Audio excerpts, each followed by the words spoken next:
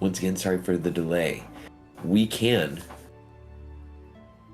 start this shindig. So, for a point of DM inspiration, would anyone like to give us a recap of our previous session of Rime of the Frostmaiden?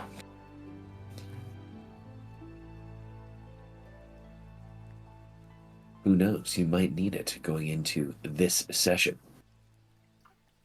I am capped. Well, if you're capped, that means that you can have 2 faxpirations. I guess unless someone wants to try to be 14. Then going once, going twice, sold to Lotus. All right. So, trying to remember where session started. Let's see here. Let's see here. Oh yeah, sorry. The sunshine in the bag, right? Apparently, ogre friend. Apparently that's their name, friend. Offered a shiny rock to Alicia and myself, hoping that it would grant them leniency in terms of their punishment for murdering and eating the nearby townsfolk of Goodmead. There was some other stuff in there, not really as valuable, but we, after talking things out, we decided to work with the townspeople and see how they might feel about the ogre and the Verbeeg, instead doing a stint at Revel's End prison instead of being put to the noose or the axe. Let's see here. We went to the tomb that was in there, and Alicia used Speak with Dead to ask some questions about it. Found out that this thing was carrying a really cool magic wand, and a strange orb of some sort. Thankfully, we also found out that through Speak with Dead that they hopefully weren't cursed, so hopefully that still stays true. Eventually, we did a bit of a harrowing journey back to Goodmead. Turned out pretty well for us, got some nice bonuses, including this free D20 roll that we get a dirty 20 on for free that we still haven't used yet.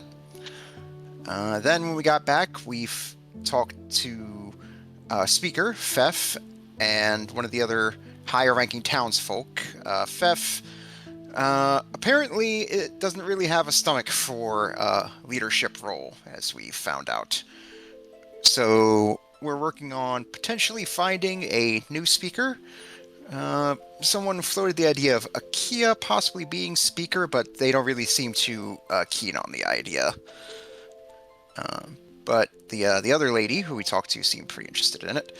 I did have to work a bit to convince her to allow us to take the perpetrators to Revel's End, which unfortunately ended up having to succeed at a cost, so that's going to be something I'm hanging with for a while. And I believe that was right about where we ended last time. I think that is correct. You can definitely add a DM inspiration to your total. All right, and this week, I had a special request by your friend Akia. So if we can imagine in this scene here in the city of Goodmead, let me take us to the outskirts of Goodmead right now, as we are waiting for our friend, or new friend, new ally, Olavessa Untapor, to kind of return from her stint into the city to begin the speaker meeting in town.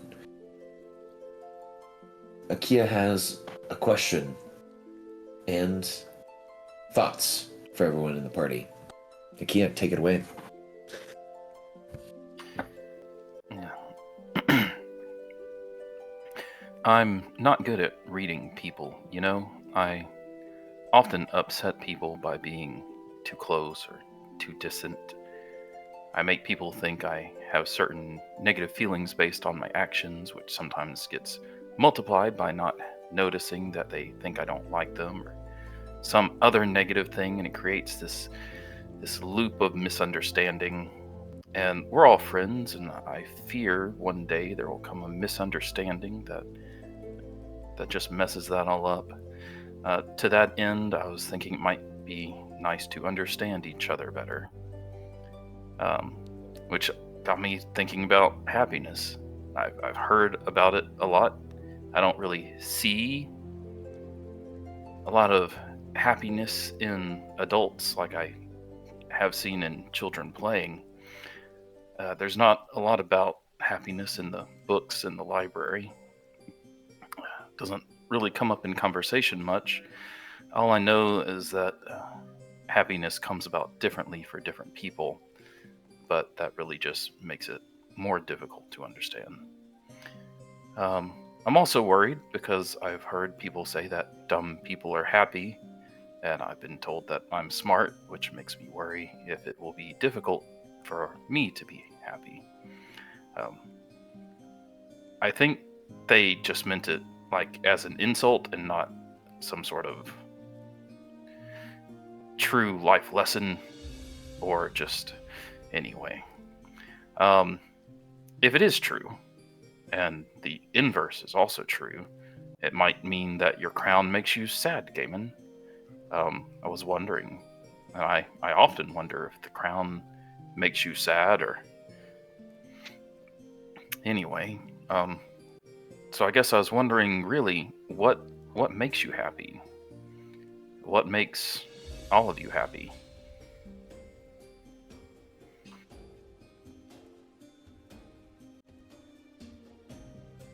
Well, that is a very expansive question.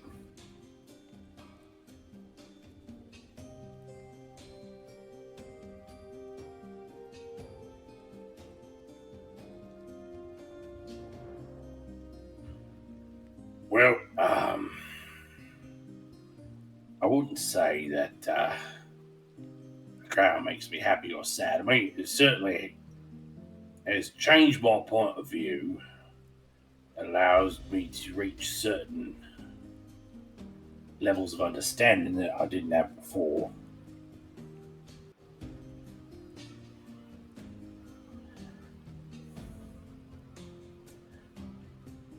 I enjoy understanding things. Yeah, it's just I don't know. It's complicated, mate. You're very smart, but you also have, certain blind spots to the great world, and so you're able to either like tune them out, or they just don't pop up on your radar. Something you worry about. But for others, the worry is constant, and maybe a poor man isn't worried about paying taxes, or he's found out by his wife that he's got a mistress or shit like that, but he's worried about where his next meal's coming from. So, happiness, much like life, is what you make of it, I'll say. But to your point, am I happy? I'm not unhappy, but then again, I don't know what exactly would make me happy, so I guess I haven't found what I should make of life. Got the whole vase thing kind of knitted up.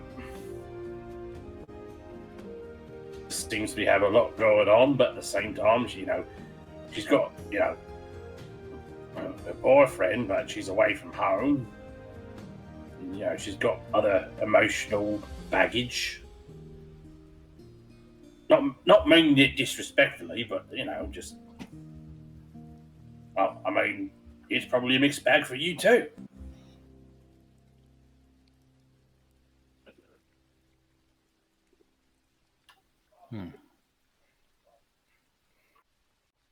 That was my attempt to hand the baton to Lotus. All right. I'd say, yeah, as this was going on, thinking it over, Lotus says what she usually does when she's in thought. She lights up a cigarette, takes a long drag, and lets it out. Says, well, you're alright. I am definitely far away from home. But what makes me happy, and even before I left home, was indulging in various things that I like. Hobbies, things like that. Baseball, pro wrestling, karaoke. And now it's like here, getting to spend time with you all and get to do more art that I've always wanted to do, and getting to spend close time with someone I love. She says she pulls Watto close. Watto blushes as he is pulled close.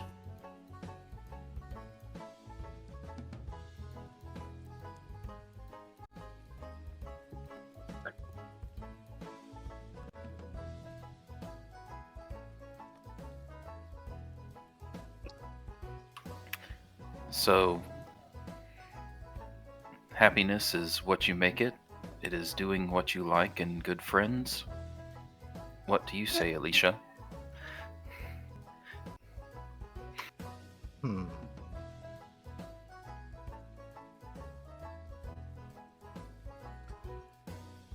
Happiness is something that's very personal to each person, very different for each person. I would say for myself, I think being there for others to trust me, to confide to me, to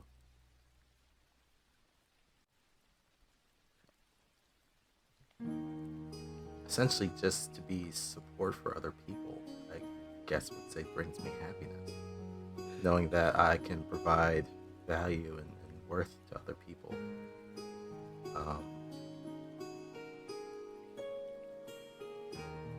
I don't know. Most of my life has been in service of others. And some people may see that as, it may not be for them, but I can say at least for myself, it brings me joy that I'm able to support those who need it. I imagine a flash forward to Alicia running an orphanage one day. I can see that. Just in that scene, just as you're talking.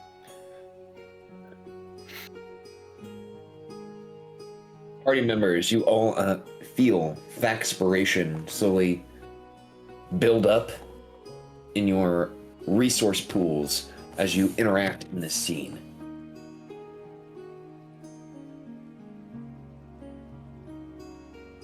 I guess to flip the script, Akia, what brings you happiness?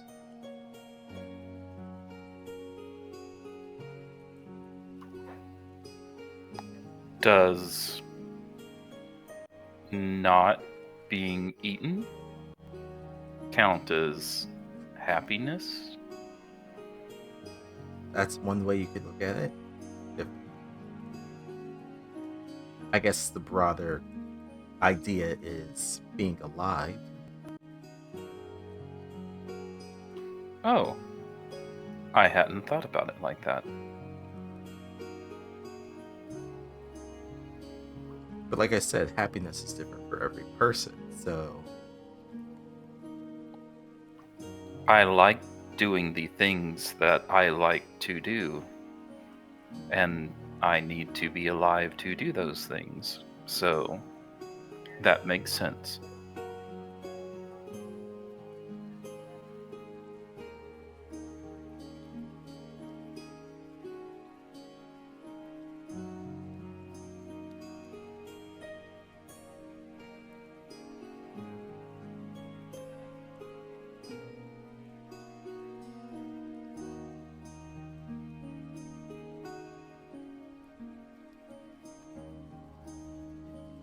as you all are looking around at one another, at your companions, and to your two, well, soon-to-be prisoners that you are bringing to Revel's End.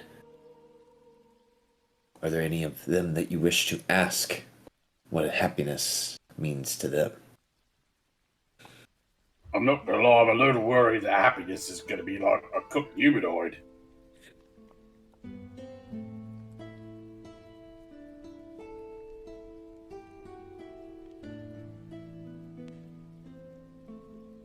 If you all are interested in learning that, you can all roll a d20 to see which one you can would like to ask. Are you gonna? Is Kumaku attacking? Kumaku is currently slapping Fef around. And I mean, doing he's negative healing 2 fast. damage. Well, that to be fair, they're very nice slaps. They're very soft and like a plush. Cute, cute, cute, cute.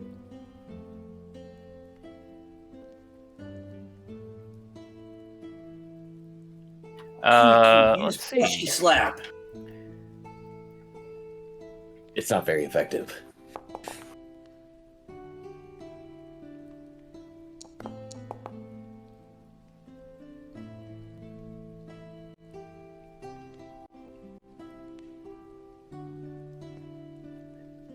I see an 11 from Alicia and a 4 from Lotus. So going from those, Alicia, which of your NPCs that are going around here around the fire, or any that you've met in the campaign, would you like to know what does happiness mean to them? What does happiness mean to Red the Berry Bush? Oh my gosh, okay. That's a deep cut. That's a deep cut. Okay, everyone. So let me grab Red Berry Bush.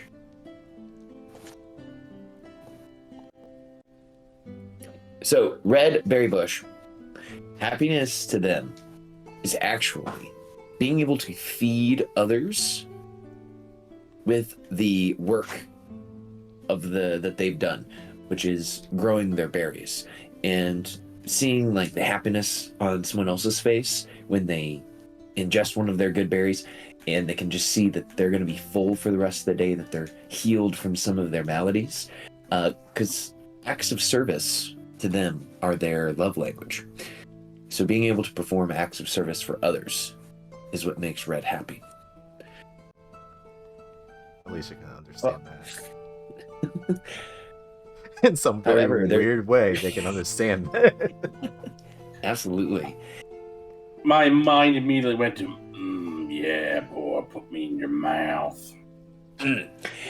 But they're one of those that, however, they love to perform acts of service for others. They don't want acts of service for themselves. That's not how they like to receive it back. For they feel like, no, I'm doing this for you. You don't do this back for me. No, and that stresses them out. So they would like to help others. They don't want people to help them. That's Red Berry Bush. That's more relatable to Alicia than I thought. Altruistic to a fault. This is what happens when you awaken a bush. They just, the world wasn't ready for Red, and that's what I think. And we weren't ready for Red. Old Gamer was ready for Red, though. He knew from the jump he was evil. We just knew that Gaiman just couldn't handle a talking, walking bush, as most of us couldn't. So to pull it in out of this Faxpiration scene, and definitely everyone add Faxpiration here within the city of Goodmead. Olavessa would quickly return to the outskirts of Goodmead. With her, she does not have an angry mob. She is simply alone.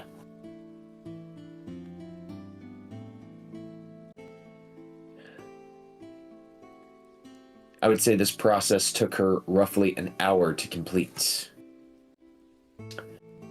Thanes of the cities of 10 towns.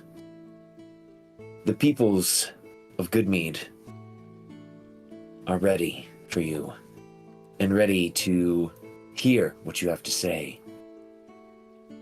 We have set up a meeting in the office spaces of the Mead Hall. I think it's best if we all are to go. Myself, you all, the two giants, and poor Fef there. Yes, would someone be a deer and help him up? Olivessa will walk over towards Fef and go to help him up. As she's helping him up, Gaiman specifically, could you give me a perception check as she's helping up Fef?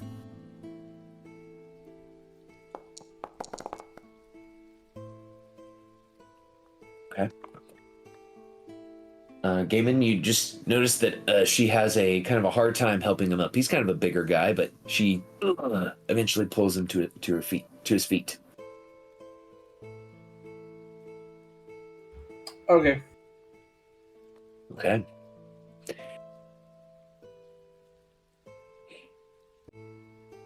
Olivessa will look to you, Akia. Akia, would you like to lead the way to the mead hall? Oh, okay. I mean, you know where it is. Well, the town was destroyed. Except for,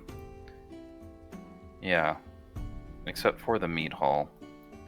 But it should still be in the same relative location.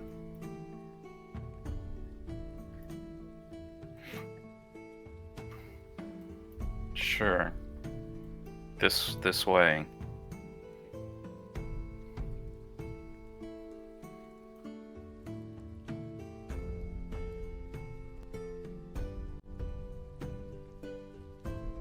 Excellent. And party, are you all going to go with your friend Akia, the two potential speakers, into town, into the mead hall? Yep. So as we Yeah. get to the mead hall, Lotus will finish off her cigarette and put it out on the ground. Say, oh, as ready as I'm ever going to be. As you approach the mead hall, you see that the mead hall is surrounded by people. Your companions are with you, and the small militia of Goodmead is there as well. The townspeople and the militia members look to Olivessa, and Olivessa will speak aloud and say, "The people of Goodmead think it best for this small amount of time, if, and correct me, Friend and Doug were to enter two of the cells within the Mead Hall. Kia, I'm sure you remember the Mead Hall also serves multiple purposes. The jail and the office of the town speaker. Of course.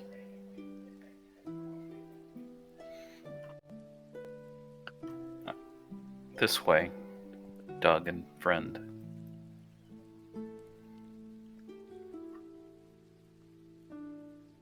Doug and Friend will say, "If you say that's where we need to go, then we shall go. We swore an oath."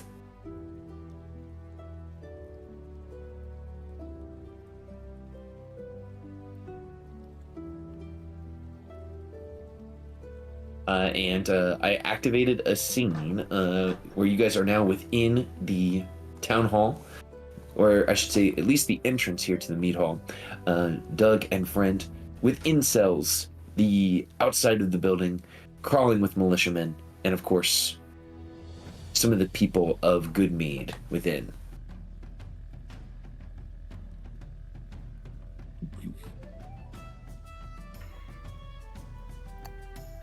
It is late. Will we be able to have this meeting now? Of course, Olivessa said. We want to make sure that we have an expedient bureaucracy here in the city of Goodmead.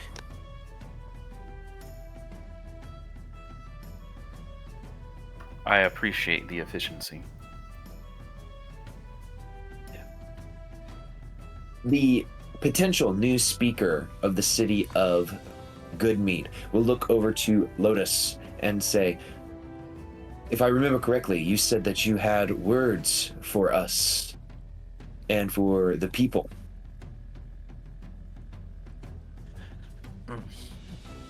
Lotus will take in a deep breath and compose herself. She'll say, people of Goodmead, Thanes and I have apprehended those that had been terrorizing your village as of late. And she'll motion over towards Friend and Doug over here.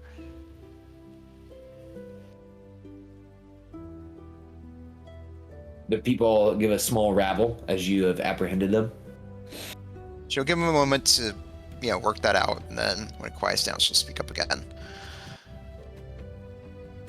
We have talked with them, and with some negotiations and agreements, they have confessed to their crimes, and with the mercy that you fine folks of Goodmead that I hope you would grant, we would like to sentence them to a stint in the prison at Revel's End.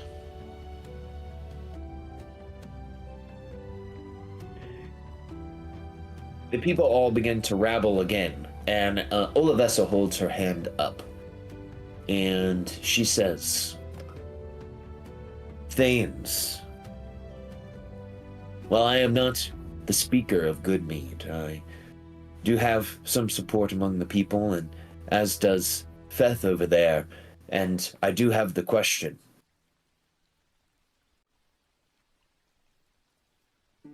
These two individuals murdered the former speaker, and, according to Feth, 5 others out in the woods. Why do they deserve any better than what they have delivered to the people of Goodmead? Why should we not kill them here and now? Do you people believe in vengeance or justice? And think carefully, because these are 2 very different things. You are a civilized people. If you do not feel you are monsters, why should you give in to the same desires that they did?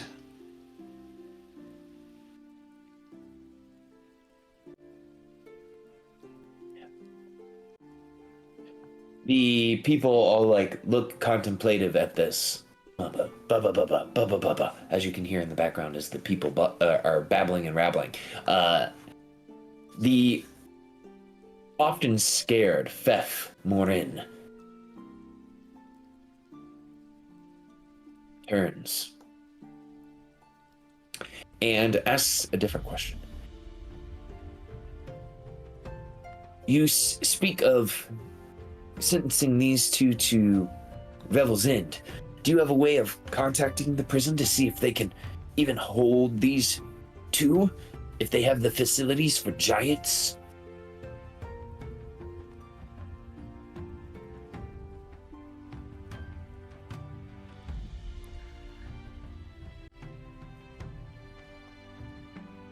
As far as I am aware in my research, Revel's End is a place that is meant to hold the most despicable of criminals. Something I think that the people of Bryn Shander, considering the crimes that these 2 have committed, would be a suitable punishment.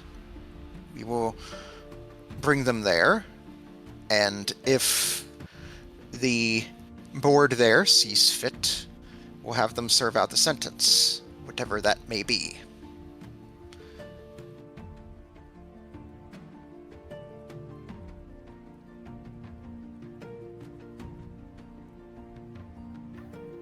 Akia will Go ahead. quietly, while they're talking, Akia will quietly go up to Alicia and be like,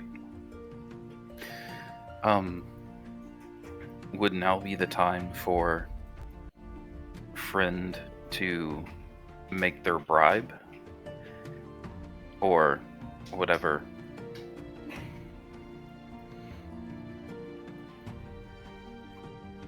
Their bribe. I think that would only. They wanted to offer back the goods and the stones, the gems, as I'm not sure what you would call it.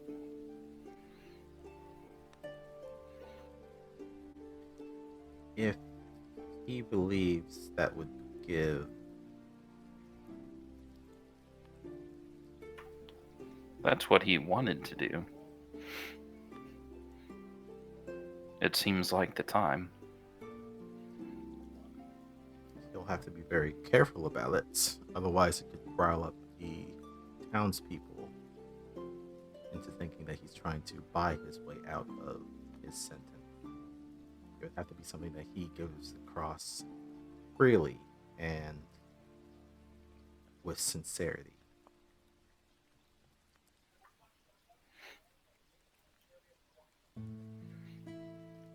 Akia does just like a little motion, like a "Are you going to say something?" motion. This Lewis- is over to friend or to whom?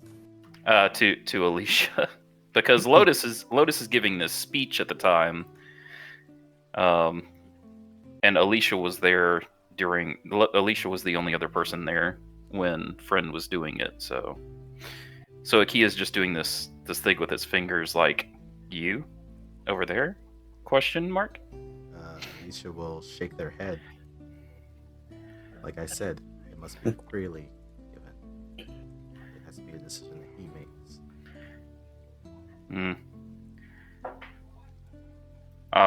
Okay. While Lotus is giving their speech, Akia is going to walk over to friend and be like, "Okay, friend, if you want to offer up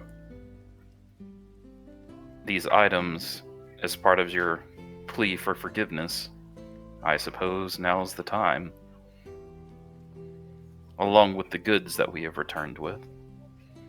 Because we did say we were bringing the goods back with us." That's correct, you did.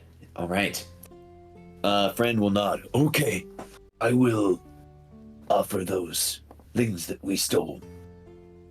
Oh, Lotus, I believe that friend would like to say something. Lois will nod and say, "Very well." She'll sort of like walk over and to the cell and step back a bit and say, "This one here would like to make an offer of penance to you all." And then she'll motion friend forward to speak. Friend will come to the front of the cell. I'm sorry for killing and eating some of your townsfolk. They were delicious, but that is no excuse, as I have come to learn. For penance, I have this bag. But it's not the bag I offer. It is what is inside the bag. And they open the bag, bathing all of the townspeople that are within the building in a bright golden light from within. The townsfolk all go, "Ah," as the golden light bathes them. You can have all of what is inside. It belongs to Goodmeat now. Friend stole.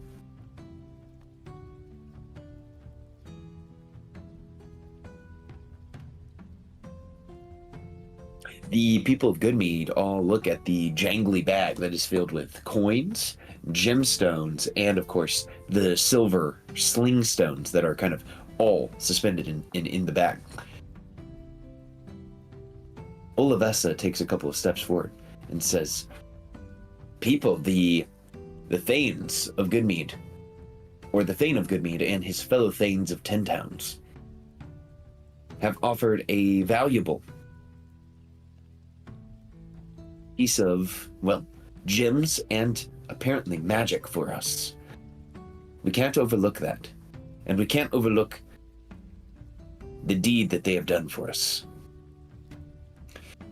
And she is saying this in your favor, Lotus, since you are being the lead on this, to kind of weigh the town over onto your side, and to completely win this for your team, for your squad, we will need a. And don't forget, Lotus, we got a nat 20 that we cannot use after we leave the town. It's true. You have to make one single check here. One single persuasion check. I was like, why can I not remember the word persuasion? One persuasion check to aid you in this, to see if you can get the town on your side. All right. Since I maxed out, I may as well go ahead and burn DM inspiration here. Oh, you don't. I think we have to call that. If you want to use it, I think we have to call the nat 20 before you roll. I don't know. How does that work? Oh, official ruling on how that works, you would just tell me before you roll, we're using the pocket 20. And I would say, okay, you guys have a pocket 20. What's your modifier? And then we would go from there.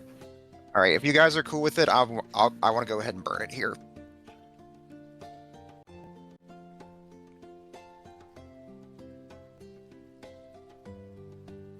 Okay, hearing no words. No objections. Nope. No objections the other way. You use the pocket 20. What is your persuasion modifier? That will be a +8. Okay, a 28 persuasion check. These are mostly commoners here within the city of Goodmead. They all kind of look to one another, rabble, as most of them have just been spending the last few days working on rebuilding the city, trying to stay warm, trying to get what meager bits of food they can get, and seeing this big bag of jewels that can potentially increase the wealth of the city by a little bit, and of course help Goodmead continue to rebuild. The town seems to be in your favor, and Olivessa looks to you and gives you a thumbs up down by her side.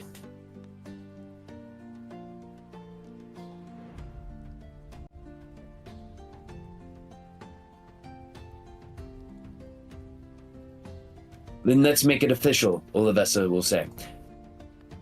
These heroes, these Thanes, will take the two giants to Revel's in prison. We will take the penance and distribute it through the town to help improve the town's livelihood, and we will consider the matter settled. Very well. It is late, and as such, we don't want to travel during the darkest of night. Therefore, with your blessing, we shall rest the night here and head for Revel's End at first light. The speaker-to-be will nod, and before she can say another word, Feth Maureen will stand up and say, "We have one more business item on the line. Before we can call this evening over, I have been acting speaker since our former speaker's disappearance. I think before we can settle anything, we need to come to a decision as a town, and now that we finally have our Thane back, we need to decide who is the true speaker of Goodmead, myself or any others interested in the job." He looks over to Olivessa as he says so.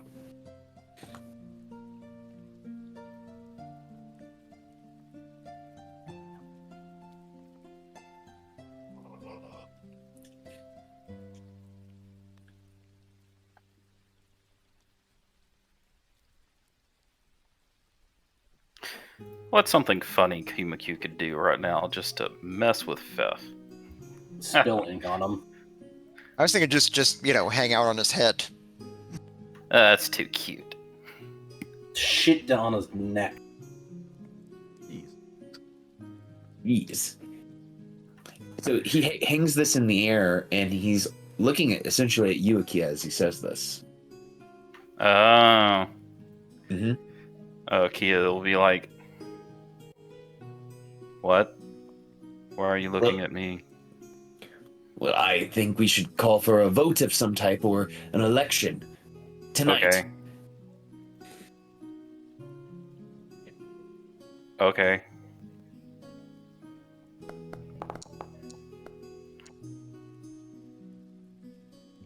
I saw it too. I also saw it too. I have no idea where it came from. I was trying to roll privately for myself. I didn't want anyone to see nothing. Akia Oh, you just saw it too. looks around. Okay. Beth will stand up and let me state my case. I have been acting as speaker. We have been motivated as a town where other towns have faltered in their rebuilding projects. And it was I who found those grisly scenes to assist the Thanes here. Finding a dead body is not really an accomplishment. Any child with a stick down by a river, not really. Probably shouldn't claim that one. Akia, he shoots you a glare as you say that. Akia doesn't notice. The townspeople kind of rabble.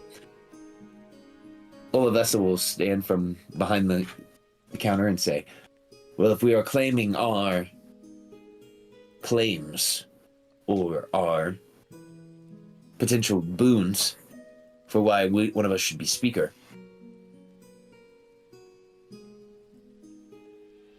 I've worked long and hard making casks in this town.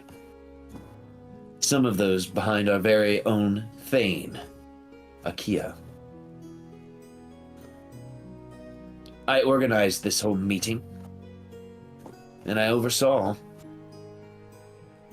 the interaction between the town and the giants.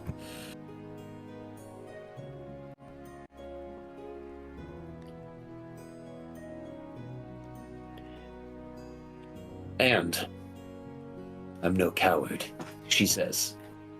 And then everyone in the town just starts to rabble, and in a low word, you think you heard someone in the crowd go, damn. Does the party have any interactions or interjections that they want to throw forward for either candidate? Lotus feels she's spoken enough already, and that this not being her town, that she should just stay back for the moment. Yeah, Gaiman does not want to put his thumb on the scale, but part of him was like, you know what? I can just make Fef stand down, not do this stupid ass shit, but nah, let him bury himself.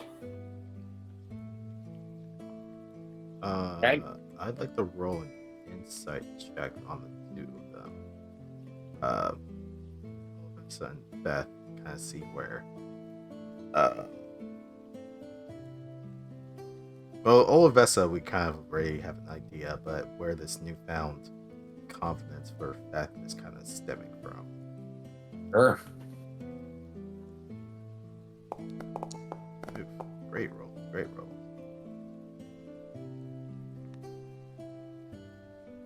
This is a 10. I will reaction bump that to a 15.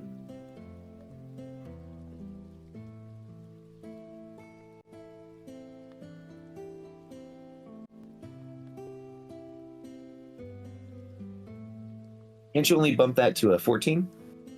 Oh, you are right, sir. Maybe it's just being in town. Maybe it's the thought of losing his potential speakership. But something has stirred within him. Its exact nature is unclear, but something is giving him confidence, Alicia. That you can see. I see.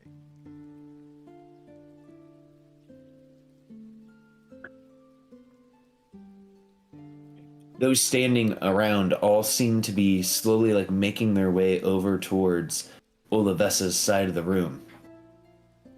And she will look over towards Akia and say, Akia, would you be willing to hold the ballot box so that we can all cast our vote?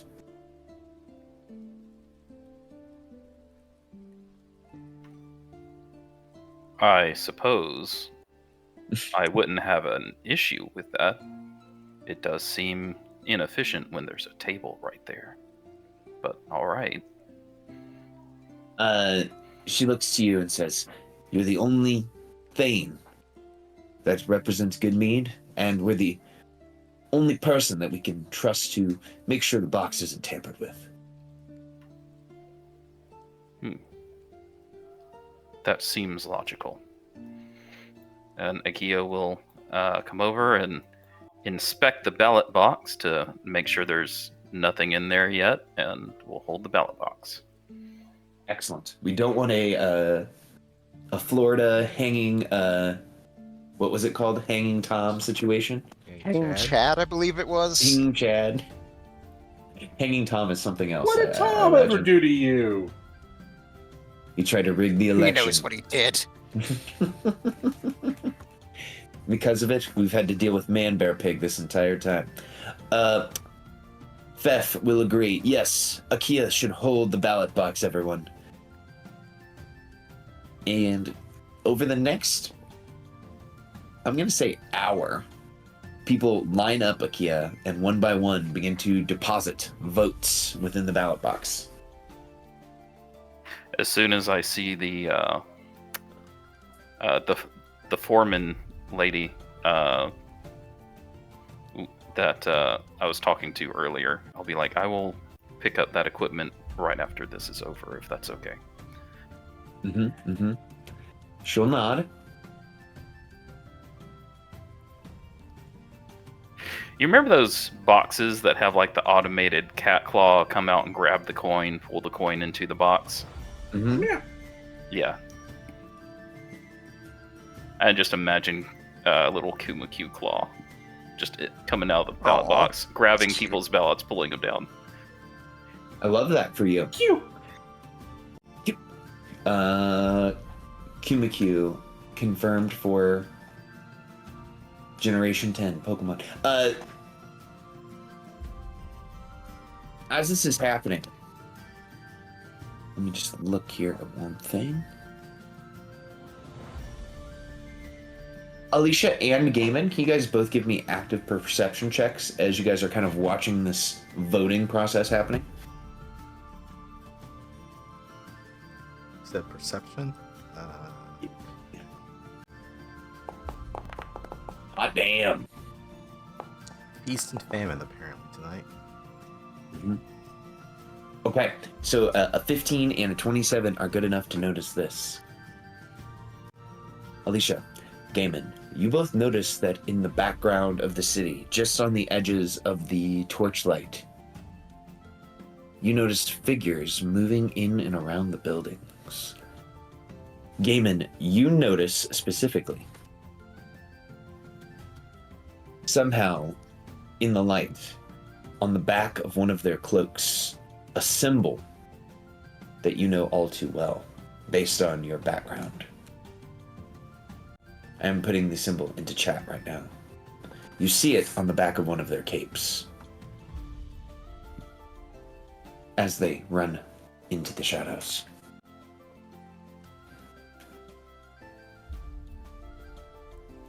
Now, before I continue, does Gaiman's player recognize that symbol? If not, I will explain to you what it is. Is that the Zimtaran symbol? Yes, that is. Yeah. Okay. Mhm. Yay! I know some lore. There you go. There you go. You notice this as people are running into the shadows. They were trying to be stealthy, but they could not be too stealthy from you all.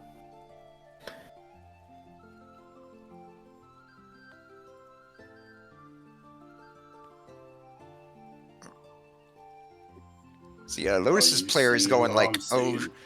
is saying like, oh shit, because I just recently started replaying Baldur's Gate 3.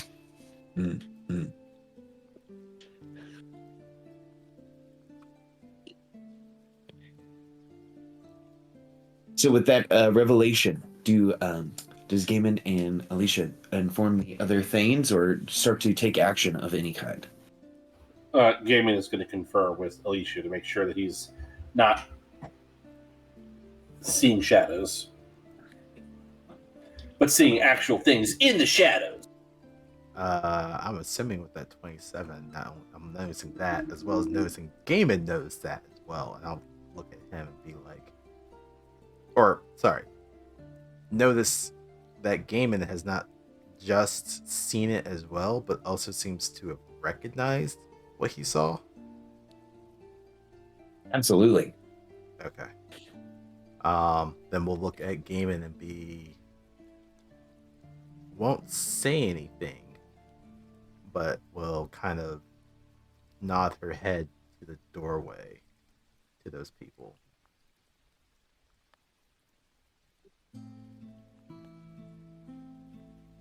Gaiman is going to go outside. And Alicia will also stand up and head to the door. And he's going to look for a spot where maybe he could like jump on top of the roof of a building and like move around and like get the drop on one of these Zimtaran pukes. Absolutely. So slowly but surely, the line is starting to fill up the box held in the Kia. The last few members of the town are just dropping their ballots one by one. Have your license ready. Have your license ready.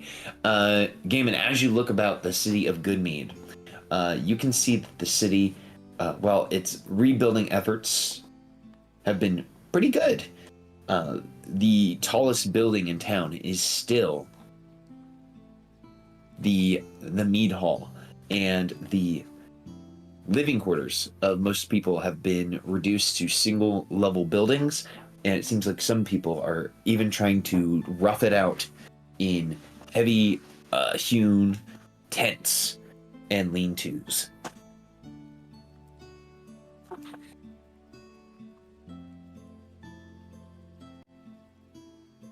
Okay. In that case, maybe I don't try and climb up on the top of some of these freshly made buildings because big boy might just break through at the ceiling. So I guess I'm gonna try and out sneak the rogues. I don't think I can really do that, but I'm gonna give it a whirl. Okay, you can do a stealthy here as you do your thing to maybe potentially out sneak them. I'm gonna roll with advantage. I'm gonna burn in the inspiration. I love it. Ooh, that's pretty good. It's pretty good.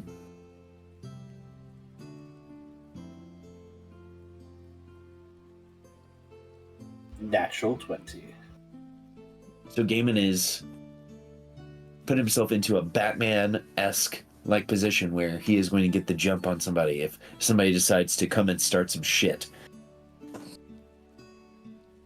Actually, I was gonna start some shit by seeing if I couldn't grab some of the Zimtaran guys and then hold an interrogation. I see. Okay. So Gaiman, you have a go ahead, Alicia. While this is going on, Alicia will kind of go outside and will whisper to the B team to kind of take positions outside of the crowd, because there could be some trouble brewing. So be vigilant. AKA Akio- clear the space. Aki 11 will nod. Yes, of course. I will ensure that some of these people get out of the way, while at the same time being ready to conduct acts of violence myself. Look, and he opens his chest port, and he pulls out a sharpened piece of metal. I have been sharpening this, just in case. I know that human beings are soft, and do not react well to sharpened metal. Right. Hold on to that on the very, very, very last resort. Thank you. And Alicia will just kind of post themselves near the door. I love that. Okay, the B team one by one start to disappear off the map.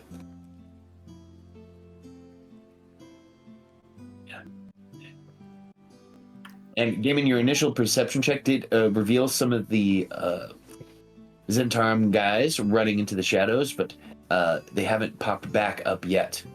But you wouldn't be surprised if they start to jump out. Okay. I'm going to head over to those shadows I saw them run off into to see if maybe I could sculpt my way in and maybe surprise a couple of them.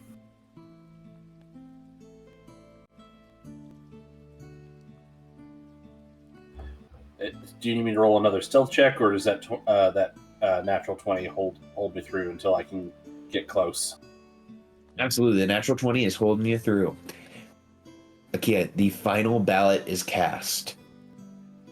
The citizen casts the ballot and walks out of the speaker's office here within the Mead Hall. Olavessa will ask you, Akia, you have possibly a stronger mind than anyone in the Dale. How fast do you think you can process those votes in the box? Akia doesn't have facial features, so only Alicia would probably be able to tell that Akia's face is doing a is that a joke? Is that a joke? It will not be a problem. Just like with an undertone of, is that a joke?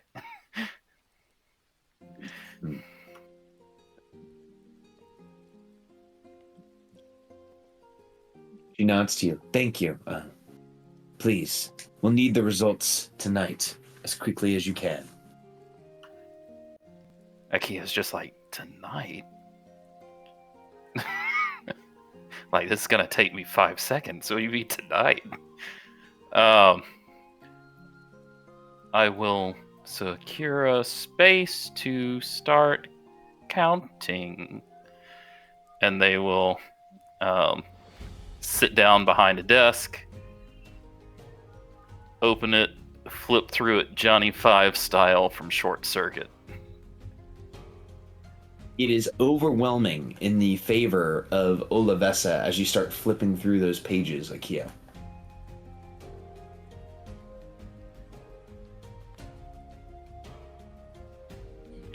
All right.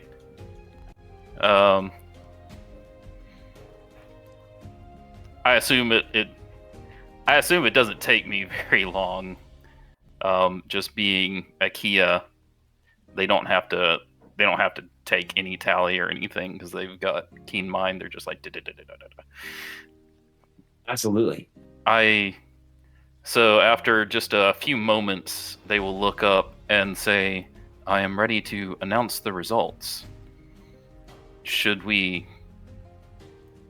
I suppose I should go out to the front?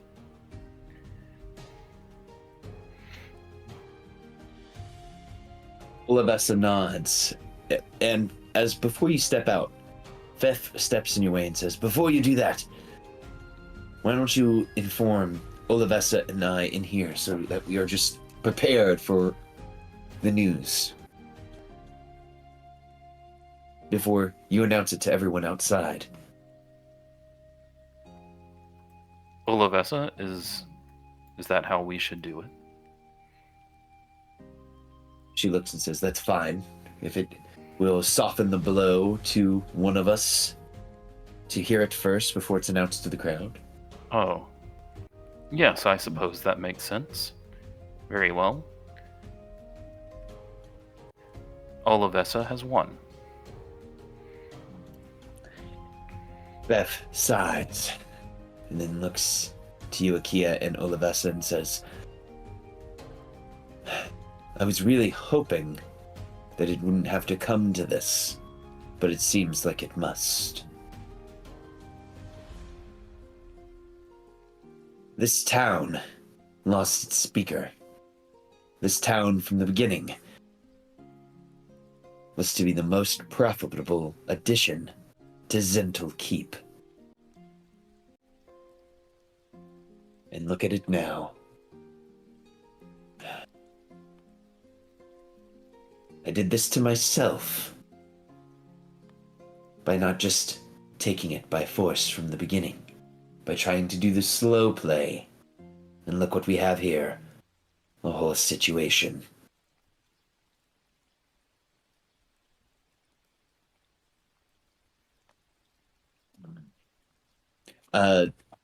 Olivessa looks to you all and say, Zental Keep? What is he talking about?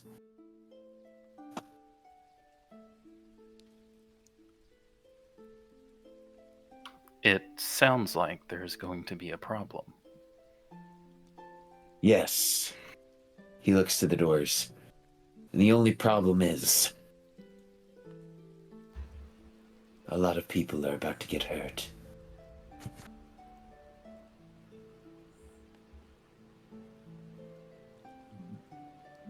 And you see Fef reach for his belt loop. And as he does, we will all roll into initiative.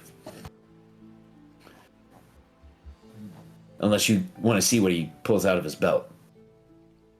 I'd like to do that initiative.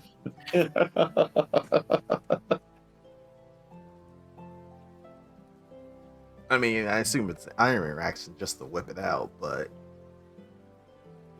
That's true. Here, let me get us some crazy music going here.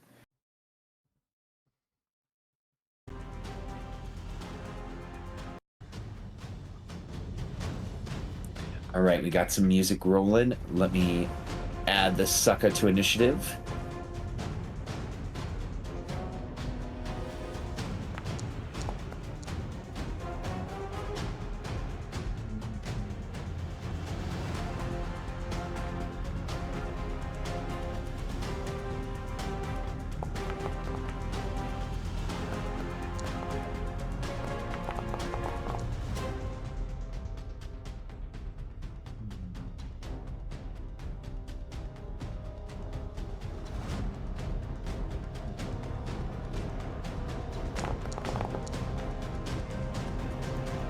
Damn!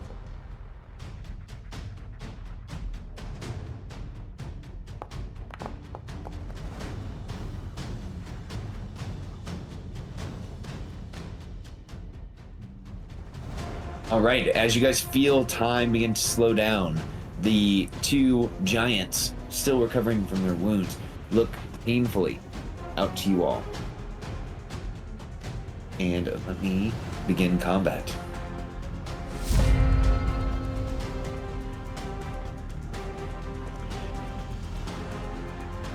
Fef reaches up to his belt and he pulls out a small red cylinder with an item interaction because it looks like he won the initiative.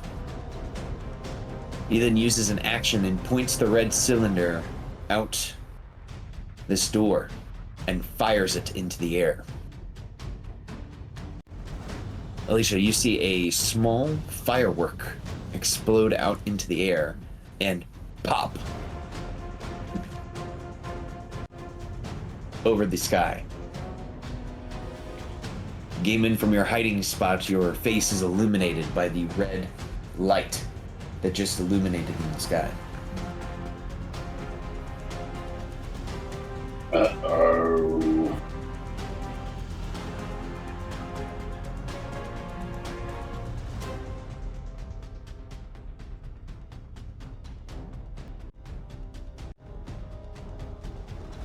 And to make matters worse, the red light coalesces into the image of a diving winged snake over the city of Goodmead. Hmm. So Fef is conjuring this image, we think, or like he's appears to turn into the snake. Yes, he fired a firework out into the air that has turned into this shape. Okay. All right. I'm going to run up to him and. We are in initiative, so before you do that, some people from off screen are gonna roll in, but Okay. they've got to take some time to get onto the scene here. Basically, I want a straight leg tackle him. Like, So that is Fef's action.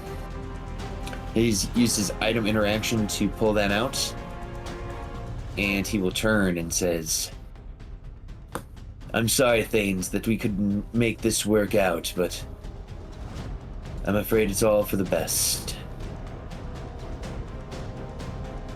And Fef is going to go ahead and pass to Akia to see what he says.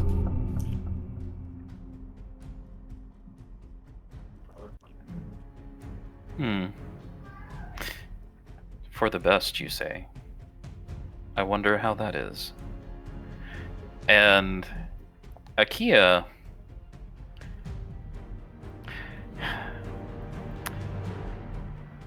Akia's player has no idea. But would Akia have any idea? Obviously, that the red flare was a signal for this to kick off. Would Akia, for any reason, have any idea what sort of signal would cancel it? What sort of signal would cancel that? Yeah, just cancel that, send a signal of retreat. Basically, they have Skywrite, and would there be any reason that Akia would know how to what signal they might use for a retreat signal? I guess. Akia, I think you would only know this if you were also a member of the Zentarum. All right, that makes sense. In that case, I think Akia wants to get Fef to tell Akia. So Akia is going to say, I think you need to tell us how to get your friends to retreat instead, and I think that would be the best for everyone. And they're going to step right here and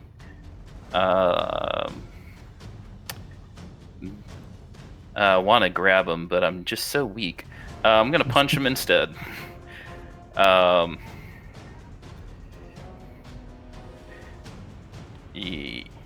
Sorry, finding the weapon. Puncha, puncha.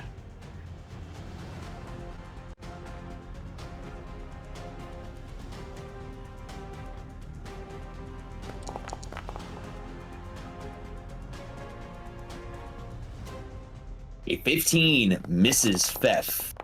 He dodges out of the way, and a 12 will miss. Oh, that is terrible. All right. Bonus action to give myself some temp HP, and then since I didn't do any damage, I'll pass to Gaiman. All right, Gaiman. from your perch, from your hidden spot, you saw that a flare was released out into the wild. There is a snake essentially diving over Goodmead. What do you do? I'm gonna come running back in for the source of the flare. If that image is still over Goodmead, I'm gonna assume that Fef is maybe magical of some sort. So I'm gonna run up and I'm gonna unarmed tackle him, and I'm just going unarmed strike. I'm gonna get momentum, and then as I'm running up, I'm going to do the straight leg kick thing. Just feet to the chest.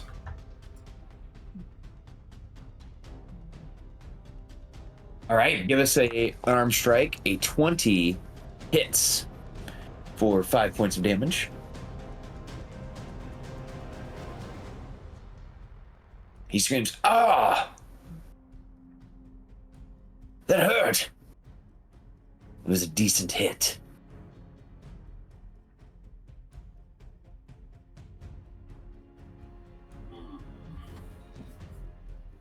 I'm gonna get out my iron poker, and I call it non-lethal. I'm gonna try and take out his kneecap. He sees your swing for the kneecap, so he raises his leg at the last possible moment to avoid being kneecapped.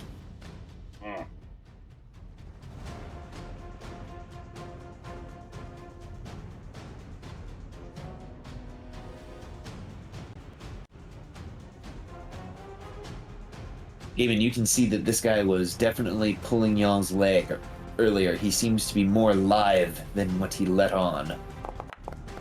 Was it 17 hit? A 17 is pretty close to hitting Fef. I'll sack up.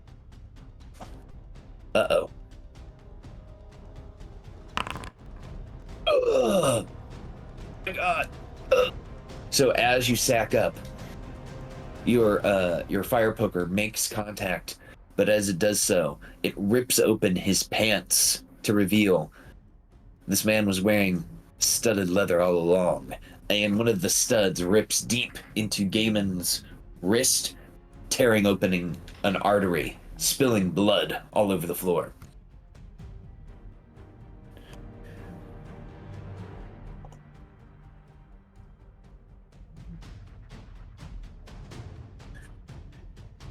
So that was a lot. So let's reroll the damage of your iron fire poker and see how much it dealt to Fef. Oof. Okay, solid 8 damage.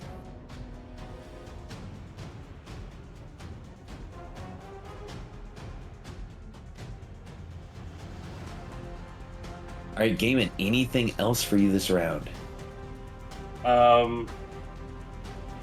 Gaiman thinking, well, I could just take this guy because he's weak, and now realizing, like, shit. Rage. I will bonus action rage. Should have raged first, but I thought he was a puny human. Yes, that's what he wanted you all to think. When he's actually a Zentarum commander. I know I sort of occupy all spaces at once, but I'm just gonna just block the fucking door. Absolutely.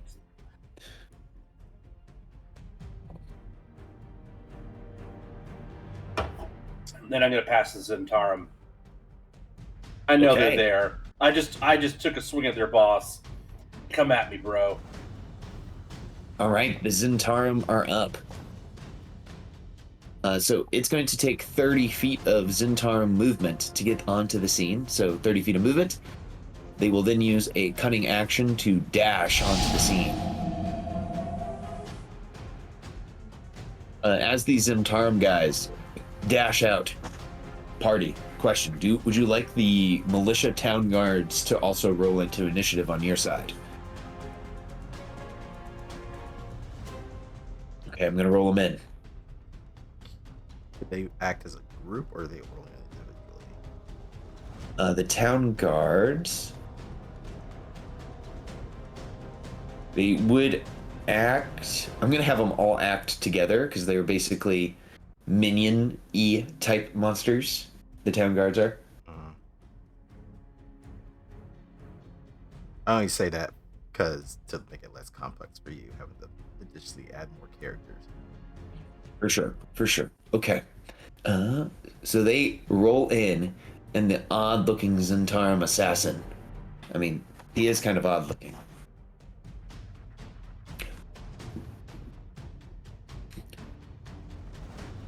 As I said, we'll cunning action. And you guys hear a break of the window as you see a elbow is shoved through the window with an action as this guy is looking through at you all.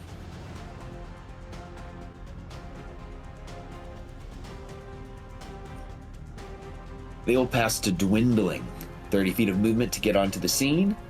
They will use their cunning action. Alicia, you see that this homie starts running towards you. Okay. They draw a short sword as they run up and they point it towards you and say, "Are you loyal to Zintel Keep? Or are you loyal to the fools of this realm?" I think it should be quite obvious that I am not a member of the Zentarum. Nor do I intend to be. Sorry, I'm not to join your club. He puts away his Zentarum pamphlet. "Well, then I apologize. For you haven't taken a turn yet."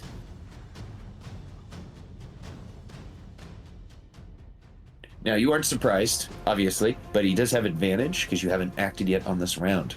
And the assassin. That out with Warden Flare.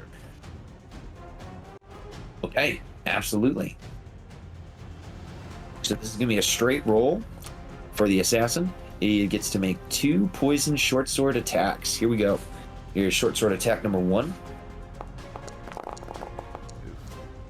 Oof. Now, it's not as bad as it looks initially. Alicia, can I get a Constitution saving throw against the poison? Ah, yes, it is going to be as bad as it looks. Oh, maybe not. Okay, so it would only be 8 piercing, 5 poison damage. Okay, I'll do the poison first. Okay, and then he gets to make 1 more attack, which misses.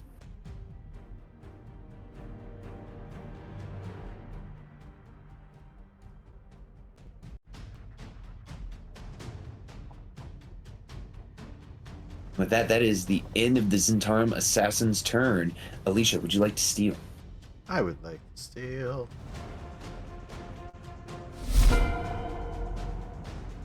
Okay. Kind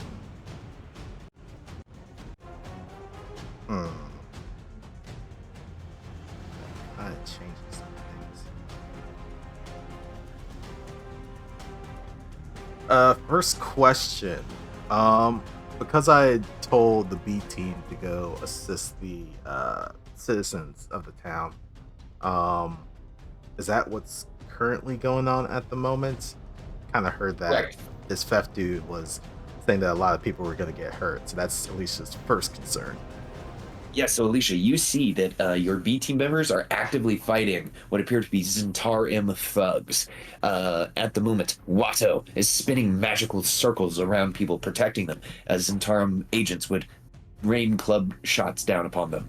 The mummy, Senar, is actively draining someone's life force through their eyeballs as they have popped out of the shadows. Blarton, he's doing his best. That's all we can ask for him. His best. Okay, cool. All right, so noticing the citizens are being protected, then Alicia is going to kind of start focusing on these guys who are attacking us. So I think first, yes, screw it. Alicia's going to cast Spirit Guardians and is going to essentially designate all hostiles as targets for the spell.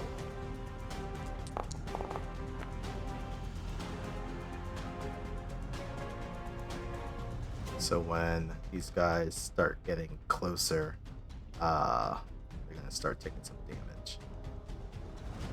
Actually, Alicia's also gonna move just down here, so that it also catches Beth. Alright, so that's action. Bonus action is going to then use their charge of Weapon of Faith to summon spiritual weapon. And miss horribly. But at least it is up and running. That was attacking the one that attacked her. Or them.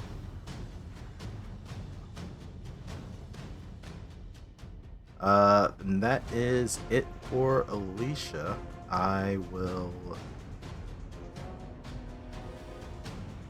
I'll pass it over to Olovessa, telling her to get to safety while we deal with this.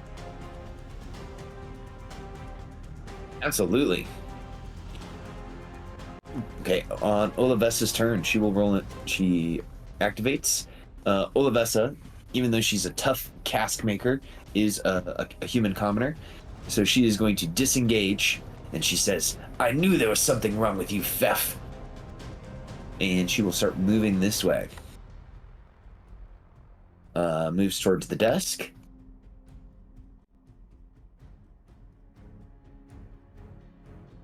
So she, I guess she would need to disengage. So she'll use her movement and then her action to start running as she is kind of moving upstairs.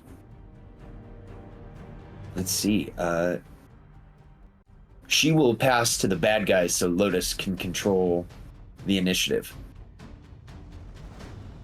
Oh, she'll pass to the guards first.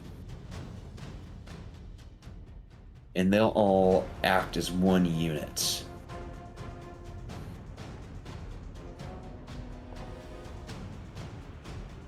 Alright, the guards.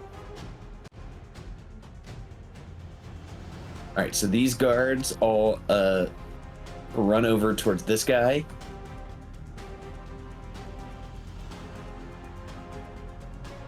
And they make one spear attack against him, but there are 3 of them, so it will add an additional 5 if it hits.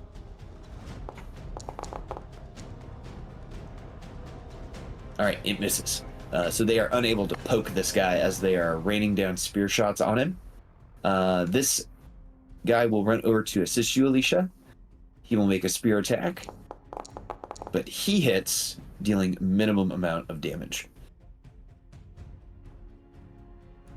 Alright, and they will pass to the bad guys. Alright, spending all of their movement to make it onto the scene. Inopportune Zentarum assassin will see that there's this crazy force field happening at the moment, and he can't quite get through that. So they are going to stop there. They are going to see that there is a town guard standing over here, and they are going to raise their hand crossbow and fire a shot. Oh my gosh. Alright, this guard needs to roll a Constitution saving throw. Alicia, the town guard that had came over to assist, unfortunately enough, failed their con save and is shot and falls dead. Alright, and the other assassin.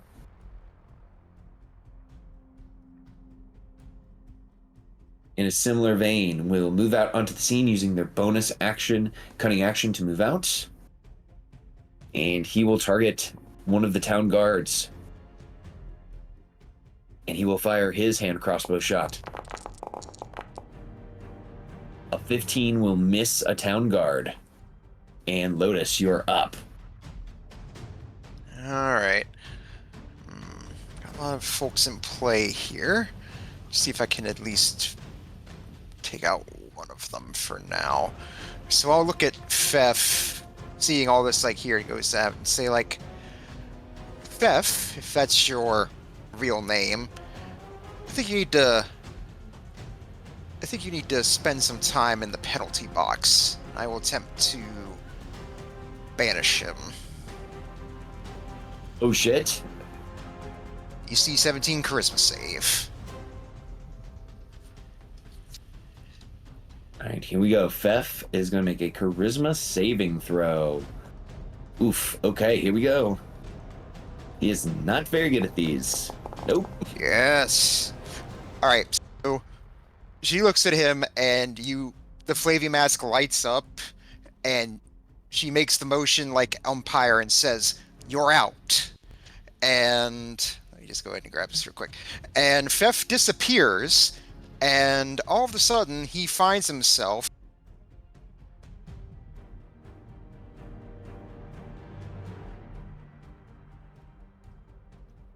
at the interdimensional Waffle House. Alright, he was there, and now he's gone. Fef is in the interdimensional Waffle House.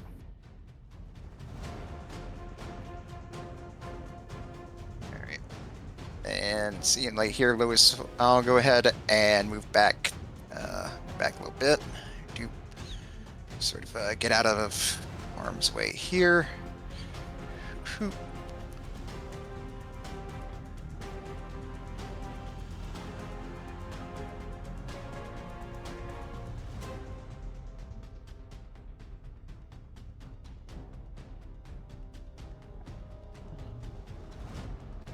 All right, I'll move back in the corner here, and then into the new round, I will pass to Gaiman. You did no damage, so you control who goes next. Gaiman is up.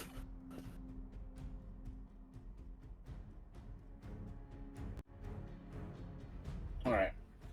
I'm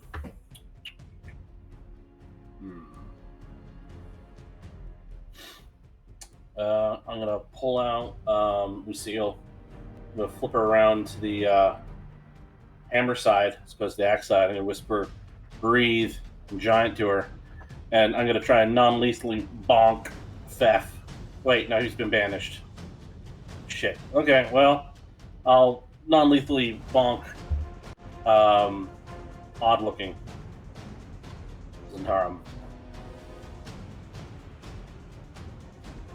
Absolutely. Give us a non-lethal bonka bonka bonka.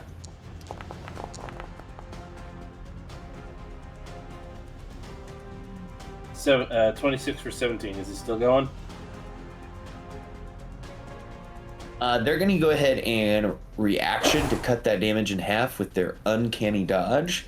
Right. They are still going. Extra attack. Does a 12 do anything? A 12 will miss the assassin.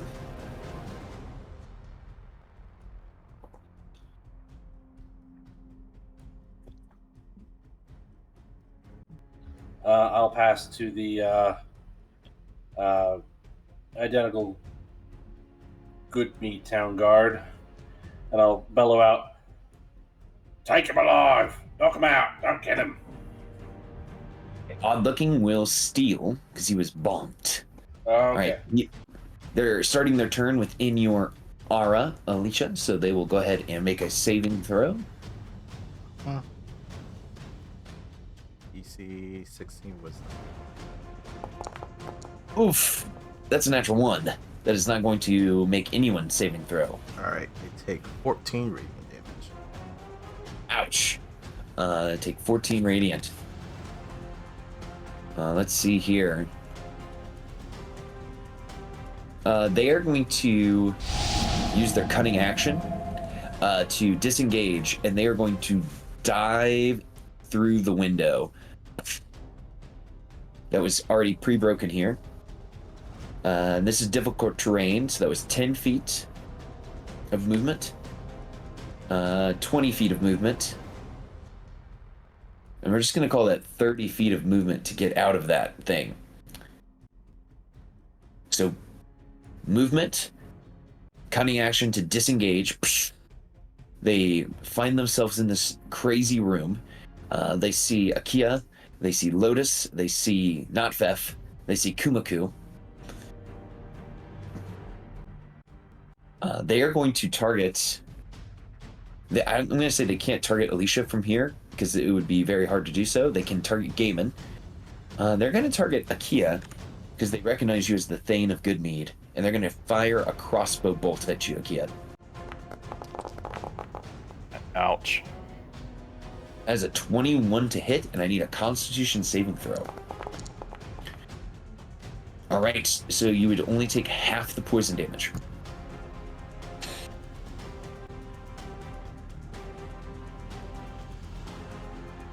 Okay, so that's 16. Yes. 5. Yep. And Akia, that is all their action economy. Would you like to steal? Yes, I'll steal.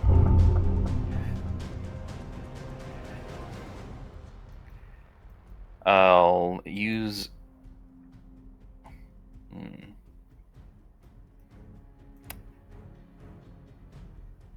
Yeah, I'll go ahead and engage. Bonus action to have Kumaku fire at this guy.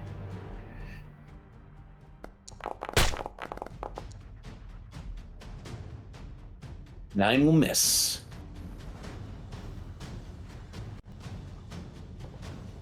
Okay, we'll stop dodging. Akia, they got a crossbow in their hand. Are they wearing... Do they happen to be wearing metal armor? They're wearing studded leather. Okay.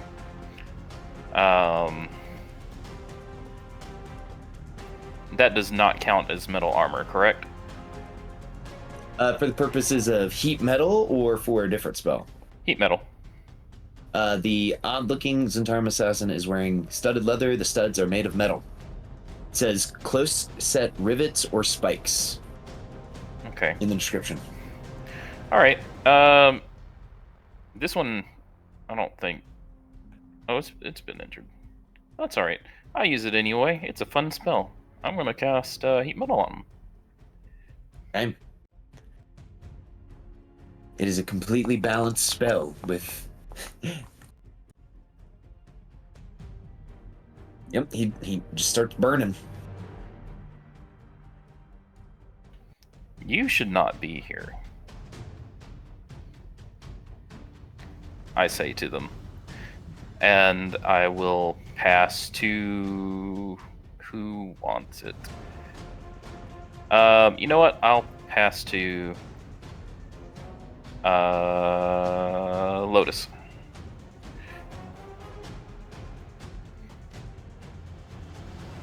All right, Lotus is up. All right, I'll go ahead and target the dude that's in front of Akia here. And you know, I did want to ask real quick. Let me see if I can find who it is. Can I see this dude out here through the mirror? Sorry, through the window. This one. Oh, this guy here? Let me look through your token. Ooh, you know what? It looks like the wall is putting a lot of shade over his token. I'd say you would have to move to be able to see him. All right, never mind then. Just want to make sure. Okay. I'll just go ahead and target this one in front of Akia. And I'll go ahead and chuck a firebolt at him. For it! Hey, Natural 20, let's fucking go! So how do you want to do this? Alright, so it's like, she takes up the pitcher stance, and Akia, you see the firebolt baseball just sail right through past your periphery, and just beam the dude right in the side of the head. First frag of the evening, you see this guy just essentially immolate. The town guards look up to you because they could see through the window, and they say, Gaiman, did you want us to take them alive?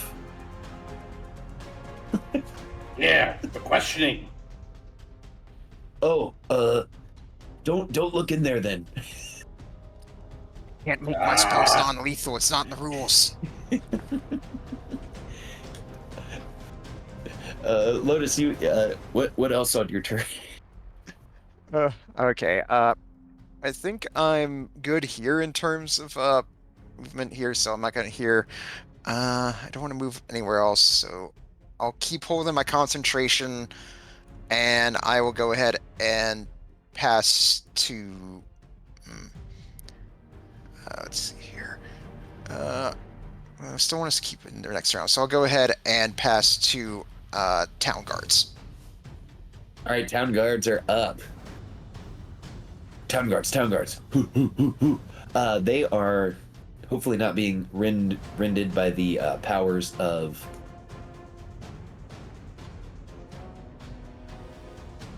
the spiritual aura of our friend Alicia. They start to go to surround the closest guy. And they'll make one attack.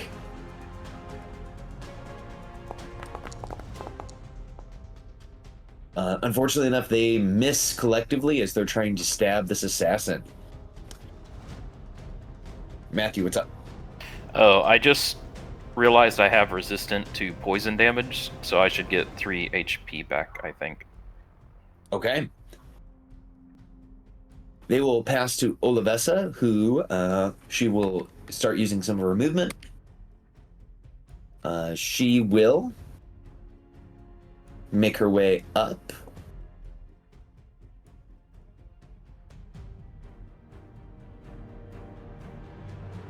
And out of danger.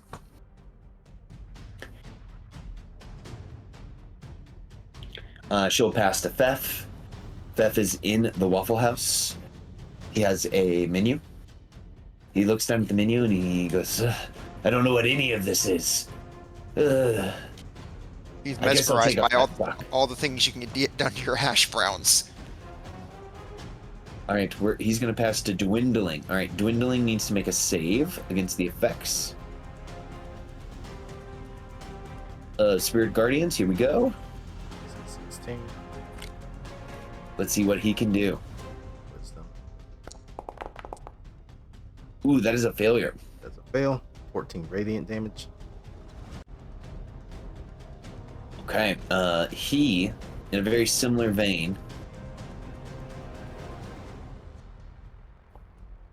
he thinks he's going to make his way inside, so he's going to disengage with a cutting action. He saw his buddy do this, so he's going to do this. He sees there's a window here. And he is going to take his action to burst through the window. And I think that was 30 feet of movement to get him there.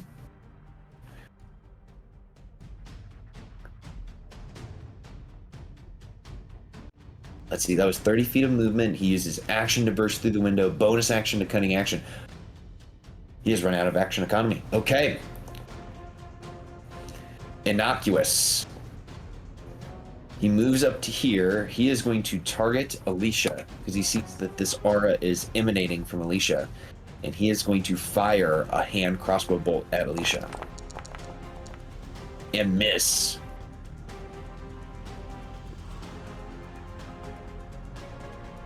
Okay, here we go. The inopportune assassin. He sees there's a town guard standing in front of him. He is going to target them because he doesn't want these town guards getting in their way. And he will fire a hand crossbow bolt. Oh my gosh. Alright, the town guard will make a con save. And you see them bite the dust. And he will pass to Alicia. Okay. Alicia's starting to get frustrated with all the people who are being attacked. This will move here. That gets both of them. Bonus action. It's gonna move the spiritual weapon here. It's gonna take swing.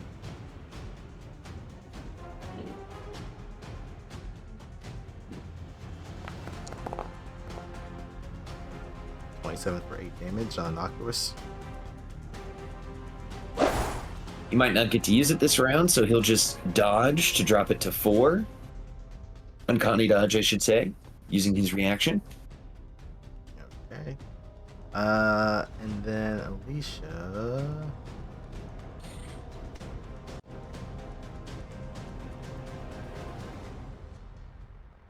How safe is this? They have to make this feature.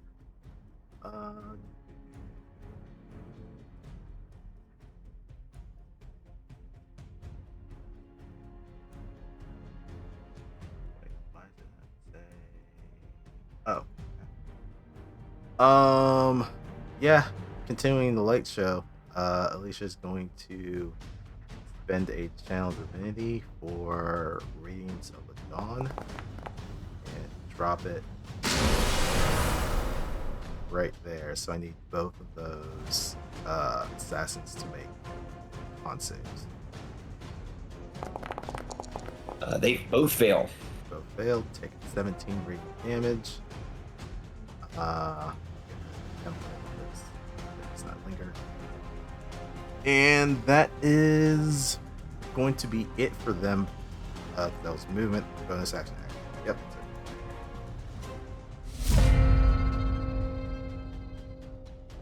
Right, the last to be injured were these assassins, so I'm going to have Innocuous take it. Okay, at the start of his turn. Wisdom save. Wisdom saving throw. Here we go. This time I'll roll the damage. Sounds good. Ooh, 16 damage. That hurts. Oof, oof, oof, oof. Okay. He will start moving. So that's 20 feet. 30 feet. Bonus action. Cutting action. 10 feet. Action. Burst through the window. Ugh! That window's Starts to already breathe. bursted. Oh, that window is already bursted. That's right. So he doesn't need his action to burst through the window. Breathes. Sees what's going on here. See, there's a game in here. We'll target the game in. Well, aren't you a big boy? How do you feel about snakes and snakes with wings? The Zentarum will ask you.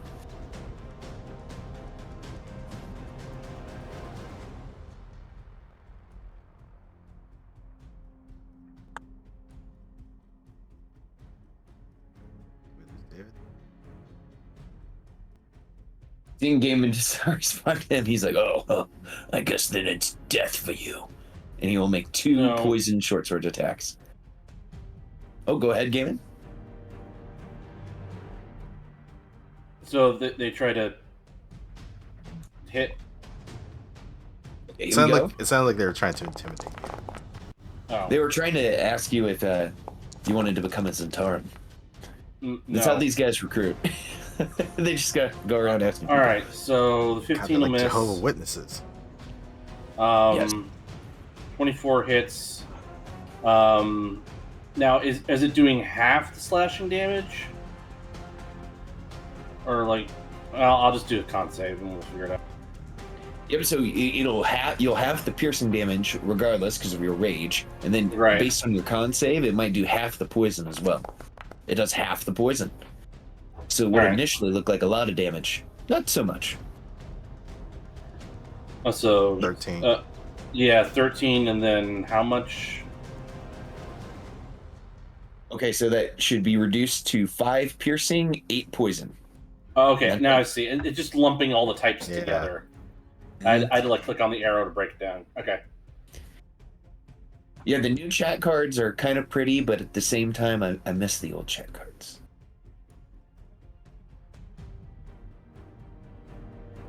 All right, that is it for Innocuous Zentarum Assassin. Gaiman, you were hurt. Would you like to steal? Yes. Gaiman, you're up.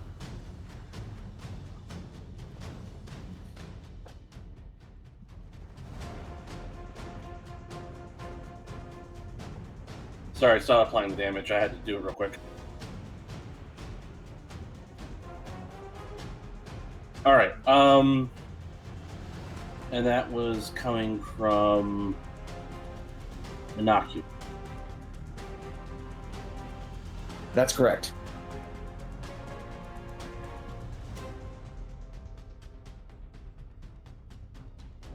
All right, so we'll try and bonk him back. Fuck it. Considering how hard these guys can hit, I'm just gonna go reckless. Non-lethal with Lucille.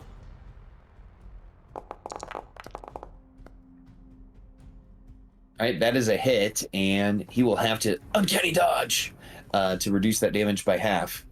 Okay. We'll go again. A 22 for 20. 14. Oh yeah, No, 22 I called is your reckless. reckless. That's right. And as you hit him, he falls unconscious. Dunk, and hits the deck. All right, I don't have the action economy, but I'm going to turn around to, I guess, Dawdling, who's behind me. And I'm going to say, I could do this all motherfucking day. I'll outlast you. I'll outlast your mates. And I'll laugh and knock you the fuck out. So you just think about that. The Zentarum assassin shows no sign of emotion.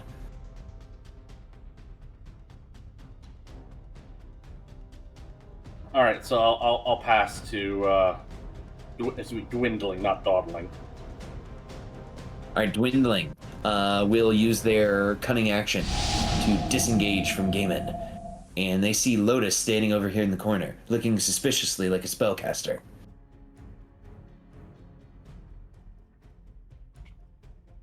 And they will walk over to Lotus, and they say, "Where is our Lord Commander? He seems to be missing." He ran away, like the cowards you and your lot truly are. We'll see about that. And he gives his poison short sword attack a anime name, and he says, "Snake Fang!" And he goes to stab you. But he misses the first stab, and then he will go for a second stab against Lotus. He misses both attacks, unable to make purchase against Lotus's scaly hide.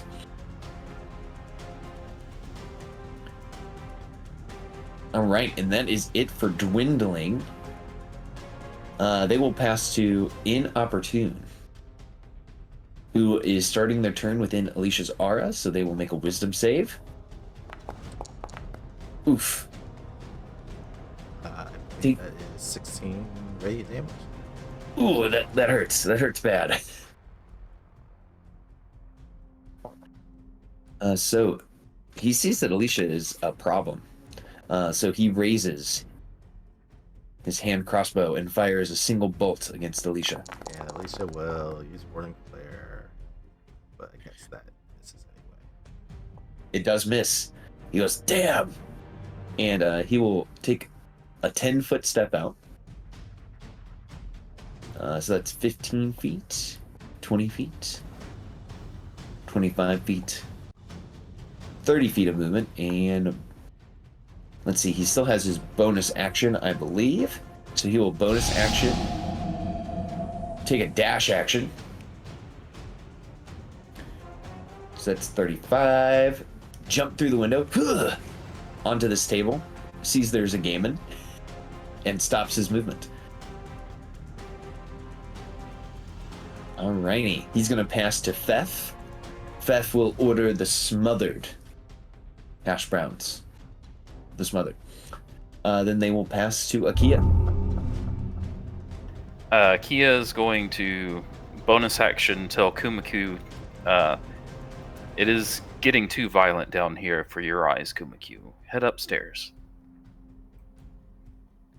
And then Kia, seeing their sorcerer friend getting attacked, will move into flanking position.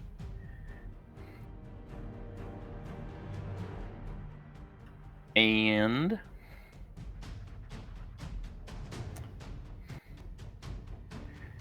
man, I wish I could grapple people. I mean, you Well, I'm can. sure It's at dice roll. at Meh. a certain level, you're gonna get access to belts of giant strength. I'm going to use. Oh, I could do it.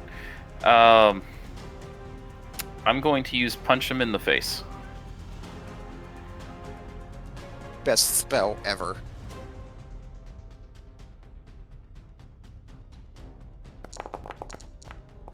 Non-lethal. A 14 with flanking is pretty close to hitting. A 26 does hit. Oh, yeah, I guess I'll use Faxpiration on that first one if that's okay. It is. So it would be 17, I believe, and 17 hits. They will use their cunning action on that first one, or not cunning action, uncanny dodge, to half the damage.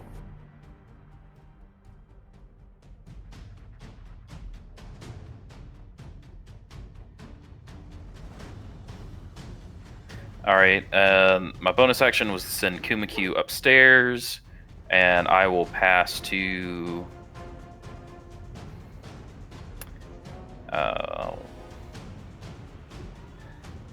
Alicia.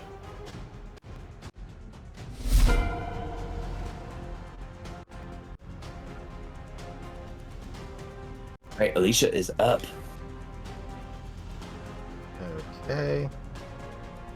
Lisa's going to turn. We'll move to that. This.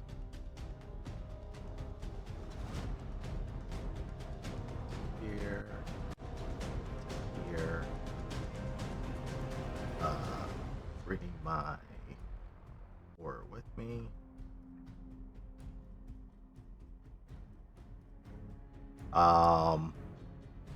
And it's going to peer in the broken window behind this assassin.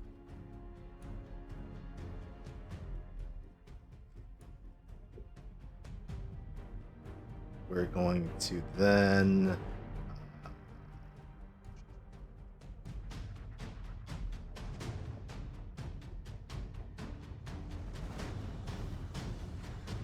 let's see. We'll cast Toll the Dead on this good sir. What the fuck? Oh, it put all the damages together. Jesus Christ. I need a wisdom save though. Okay, wisdom saving throw. Here we go. That is a failure, so that they're Okay. going to end up taking 17. 17, and I think. Hold on, let me just verify real quickly. Pretty sure it does add my wisdom modifier.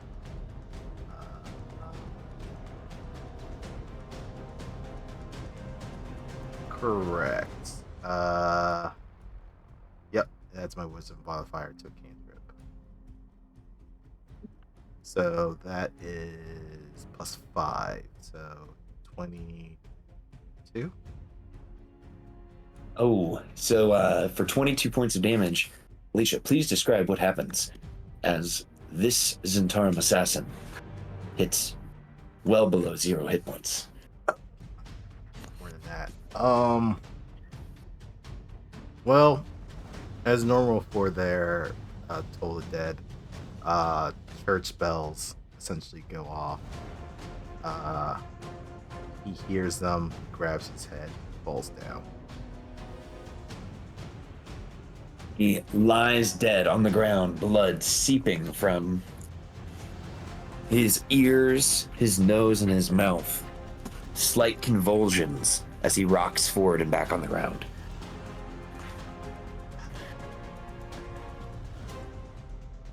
Alicia will look to the one that's further into the room and be like, the rest of your comrades have fallen. I would suggest you surrender. The day is not lost yet. Yes. He hisses. Alright, and I pass it to Lotus.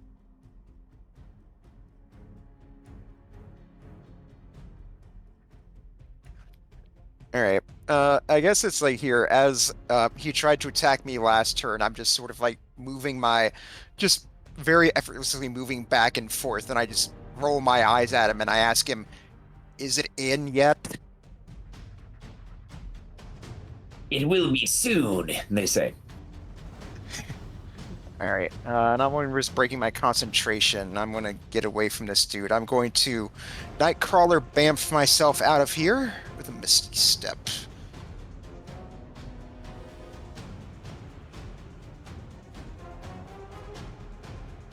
Just bop doop down here.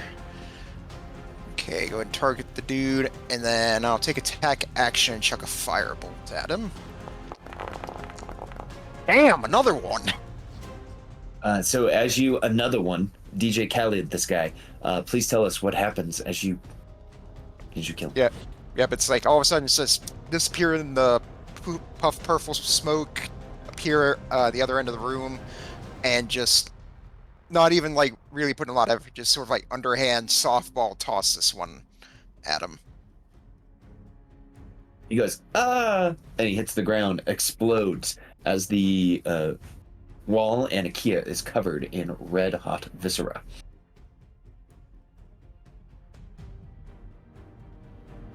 All right, I'll go ahead and hang here, and all right. I guess into the next round, I'll go ahead and pass to Akia so that y'all can get in position so we can give Fef here the JoJo beatdown. I was gonna ask, what is the what's the process for this gonna be? Are you guys gonna wait out the whole time, or are you guys gonna set up and then Lotus will drop the concentration on banish when it is time?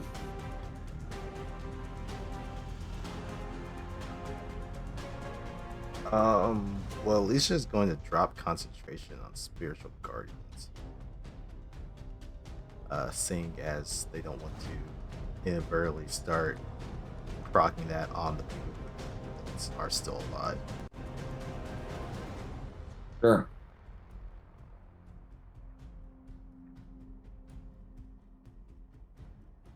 Okay, so we'll go through a round here. The town guards will stay outside. We'll remove them for now.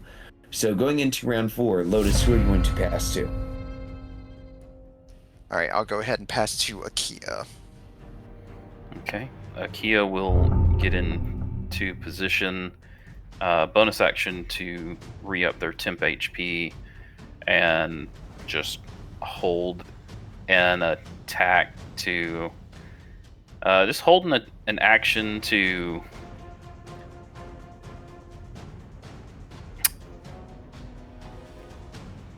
Yeah, punch Fef.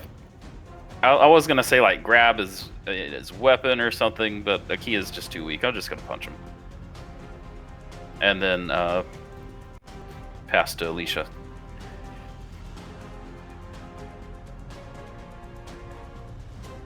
All right, passing to Alicia. Alicia will take a couple steps back with the spiritual weapon, some distance closer. One will just ready a.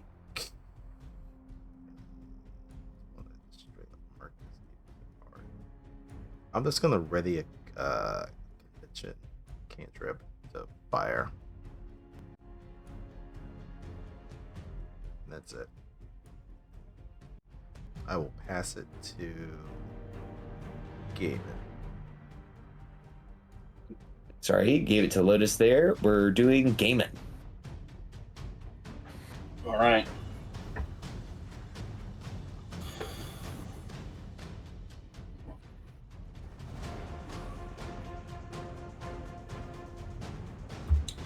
Well, let's love the one you're with. So, is from Purgatory or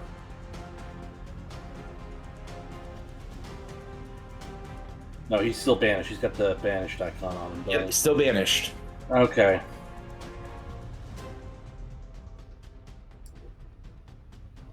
I guess that's it.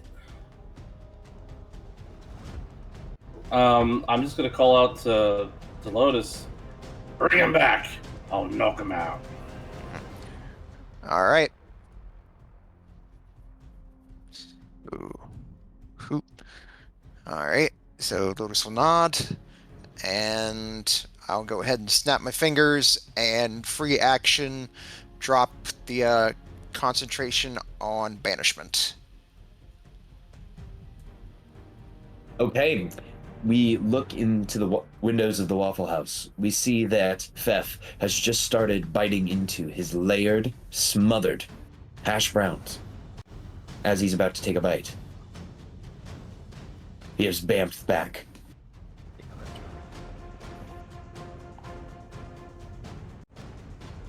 I think some ready to actions go off. You can go first, Alicia. 14, so it's missing. A 14 will miss Fef. Remember, you still have your Faxpiration if you haven't used it yet. Mhm. Yeah. Probably gonna hold off on that for now. All right.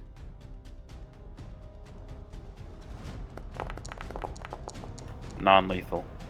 A 26 will hit.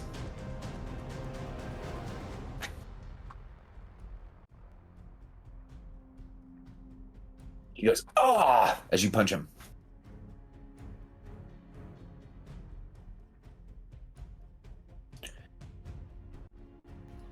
All right.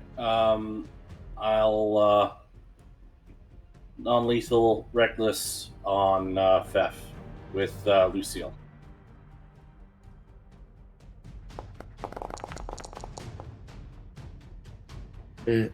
27 for 23. That is a huge hit. You still going? He is still up. He looks All like a little bit more hardy. Oh, that is also a big hit. He is bloodied. Oh, nope. Sorry. Nope. Ignore that.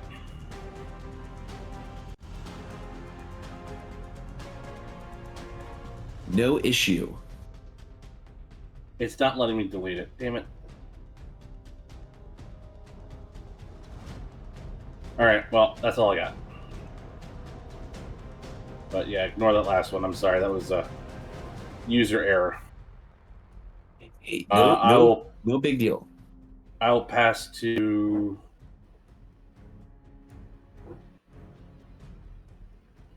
I'll pass to Fev. All right, Fef is getting pounded here. So Fef, looking around, will use his action to use his serpent sorcery. Once per day, the Zentarum commander can call upon the dark favors of the network's connections to nature and subterfuge as an action, and summon 1d4 flying snakes. Let's see how many flying snakes he gets. Pretty good. So he's going to summon 4 flying snakes.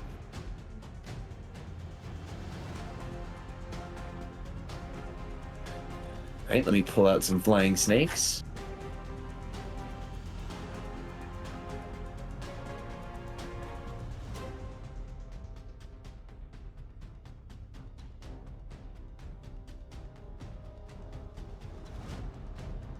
All right, here we go. He's going to summon 4 of these bad boys.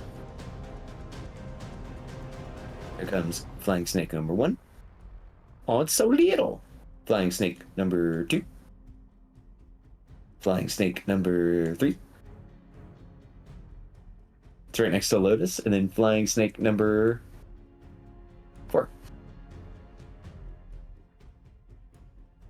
And these all act in initiative with him, I am pretty sure.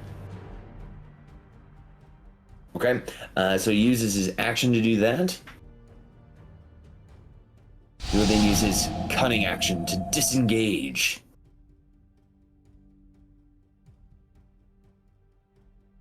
And he starts running this way.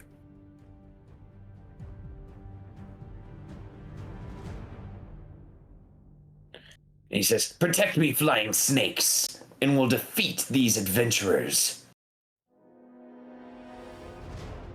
And let me put these, even though they all act with him, I'll just put one into the initiative so I remember to have flying snakes go. All right, and then we're going to get some flying snakes.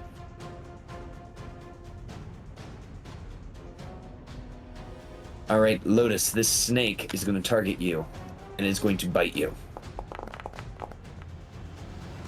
It misses.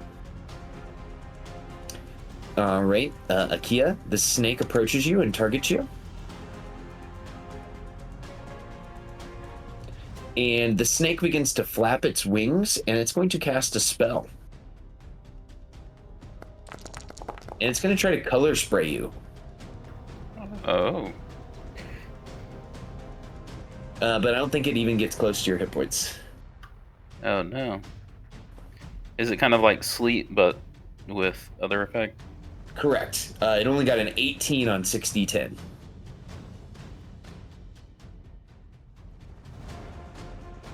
Okay, that was it for that snake. This snake flies closer towards Gaiman. Gaiman, this snake targets you. All right. And it attempts to charm you with Charm Person.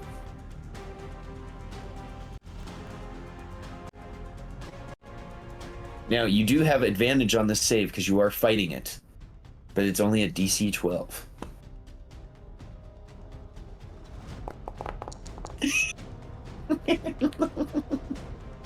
I mean, it's a pretty cool snake.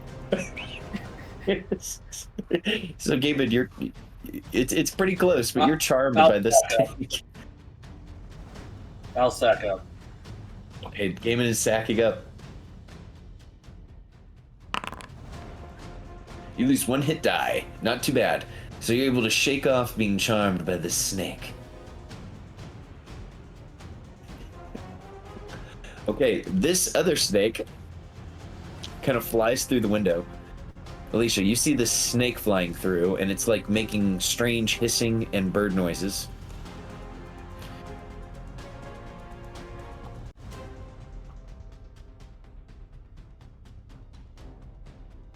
And it is going to perform a feather dance. So the Scallywing Zentarum snake flutters its brightly colored wings in a mesmerizing display. Each creature within 15 feet of the Scallywing that can see it must succeed on a DC 15 Wisdom saving throw or be charmed until the end of the Scallywing's next turn. While charmed in this way, a creature is incapacitated and has a speed of 0, as everyone is just staring at this snake. The wisdom save. There's a wisdom save, and this is for Alicia, Gaiman, and this town guard. If you do it as you pass through Gaiman's space, Akia can be hit by it too. Do you want it to do that to you? A little bit. All right. It affects you too. Yay! Oh no!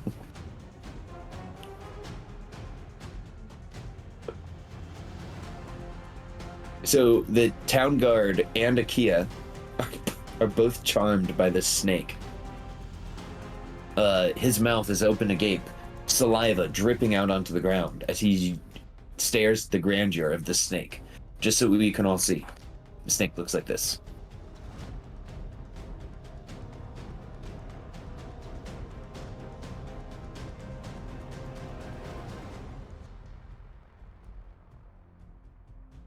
That was Fef's turn. And we'll pass to Lotus. Lotus, there's snakes now. Snakes. Why'd it have to be snakes? Alright, well, let me try to move away here. So I'll pop here. Take tap opportunity if it wants. It will. It will try to bite you with its snake fangs. It misses. And miss. Alright. Remember Gaiman said he wanted to take this dude in alive, and I do have 1 melee spell attack I can use, so I'll just move up to Fep, and I will attempt Shocking Grasp. That is a hit for 7 points of damage. Now I'll say it's like here, you just see this like ethereal taser just appears in her hand. I just like get him right like in the small of his back with it. Ugh. He's shocked. He looks back to you. How dare you shock me? I'm gonna make sure that you learn your lesson. All right, that'll do for me. And I guess going to the new round, that would give him the opportunity to steal. Yes, the innocuous Zentarum assassin, he is knocked unconscious, so we'll remove him. Going into round 5, Theth will take it.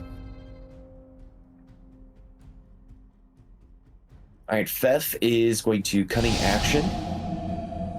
He is going to disengage. Trying to get enough space between him and Kumaku. And he will target Lotus. Lotus.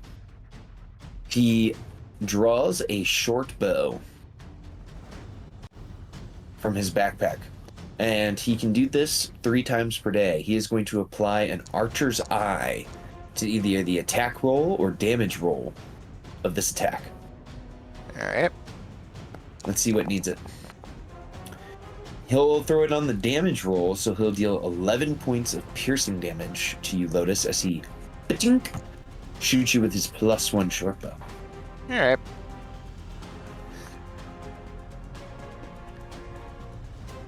And Theth, that is it for him. So his snakes will all go. His snakes will all go again. They share a turn. Okay, this snake flies up to you, Lotus, and it is super mad. It's tried to bite you three to 4 times. Each time it's failed. It's going to try to charm you now with Charm Person. It's like, you're going to be my friend.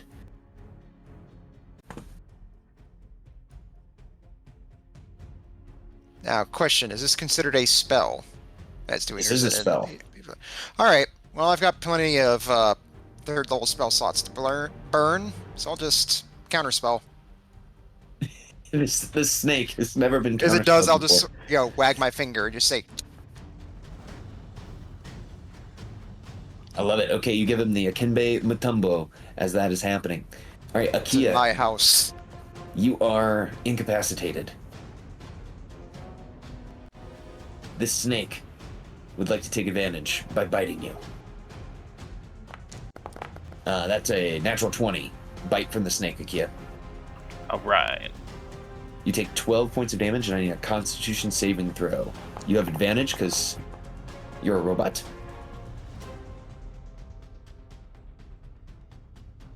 All right, perfect. All right, Gaiman, the 2 snakes are flanking you, and they will trade flanking bite bonuses here on Gaiman. Unless, here we go. So that's a miss from miss. snake 1. Oh! Oh, that definitely hits. And Gaiman, one of these tiny snakes bites you.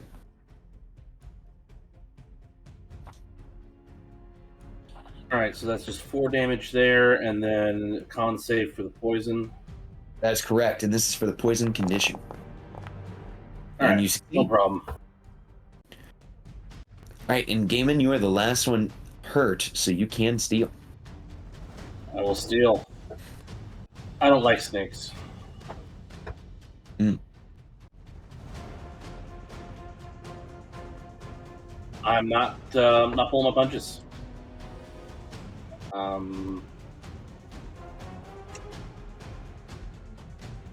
Reckless. 16 for 20. Right, that is a squashed snake. All right, let's see if I can replicate that.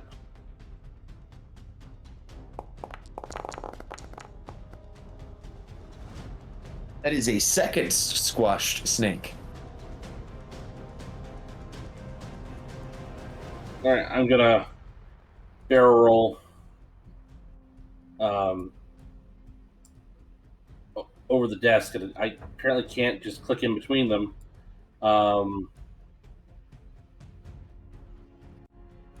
There might be some. Let me check here. Yeah, I'm Yep. snapping the grid. It's ever just so slightly off. So I'm There is trying a to wall in the middle.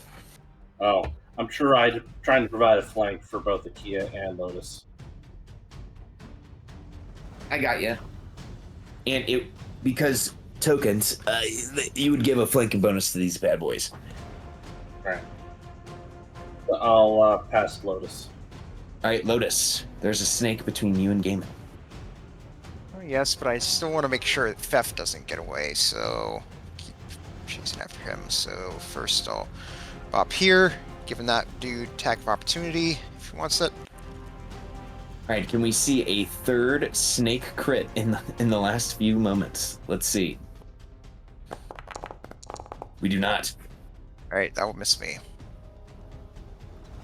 Alright, hit it up. Alright, once again, target Theft. And do Shocking Grasp. 13 for 6. 13 will miss. Alright, I'll go ahead and spend my Faxpiration here. Makes it dirty 20. Hits.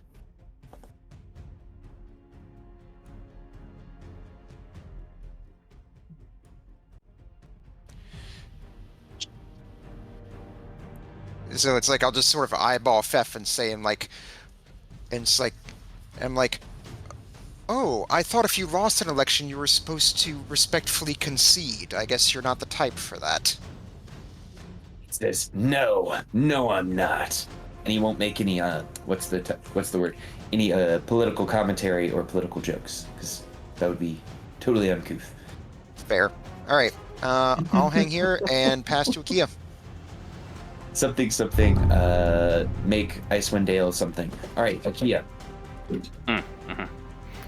Let's see. 5, 10, 15, 20, 25, 30. So that's one opportunity attack since the other one already used its reaction.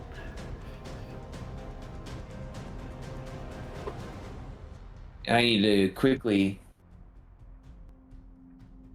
I've got to hit the refresh button. My Foundry froze.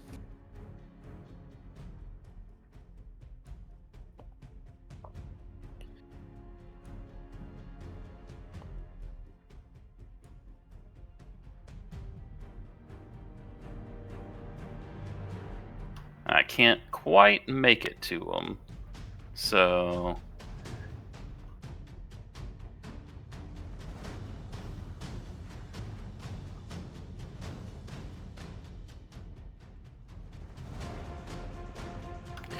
Have we said before that we've said that like ranged weapons can do non-lethal? Ranged weapons cannot do non-lethal unless you have Okay. a specific ranged weapon that was designed for non-lethal. Okay.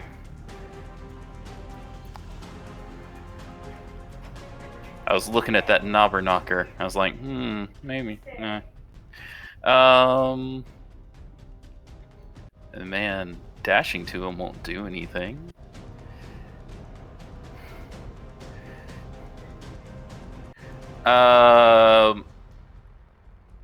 He's near death.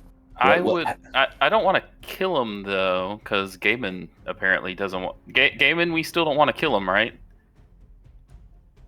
Correct. We want to capture them all. All right. Since I can't reach him, I'm going to use my action to,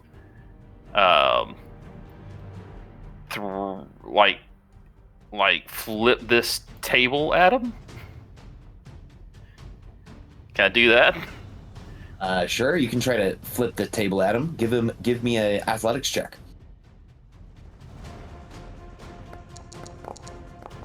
Mediocre. All right, a 13. You go to flip the table, and he kind of does a small dodge roll as the table smashes through and opens this door to reveal a bathroom. All right. I'll say, Kumakyu, grab him, and Kumakyu will attempt to grapple him.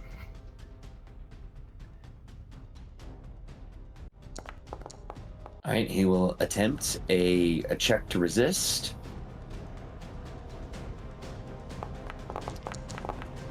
Kumakyu grapples him. That's fun times. And then I'll pass to Alicia.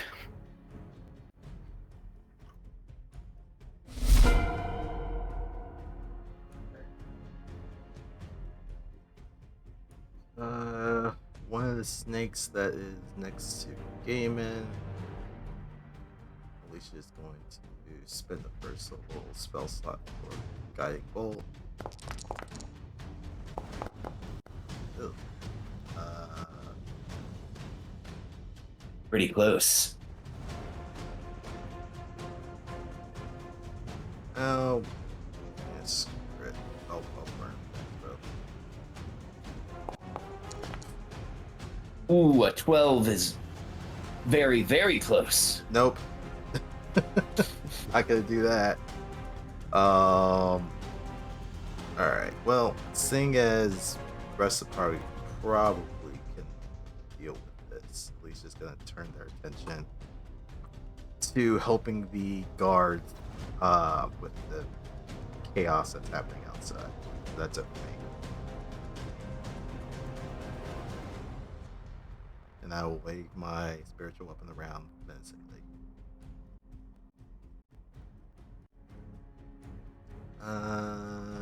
Going into the next round. Guess I'll pass it back to Kia.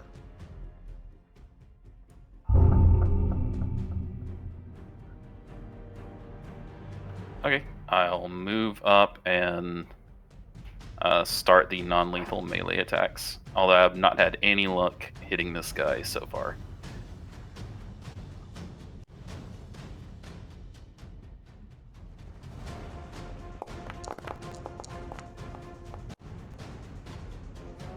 That will miss. That won't miss. All right, I just punching him, and if he's still up, He is still up. Some would say he's on his last legs.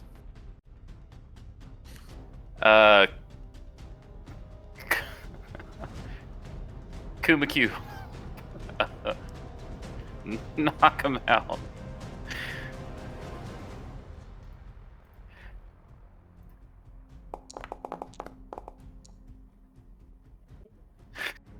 Unfortunately enough, you deal no damage to this creature.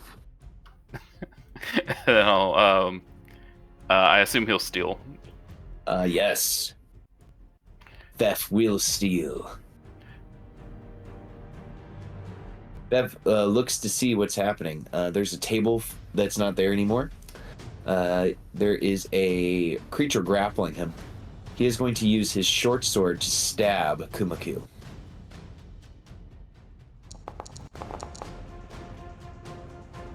That hits. All right, and gets a second attack. That also hits. So as he stabs Kumaku a second time, he will use a cunning action to disengage. Moving 10 feet, 15 feet, 20 feet. You see this MFer is going to try to run up the stairs.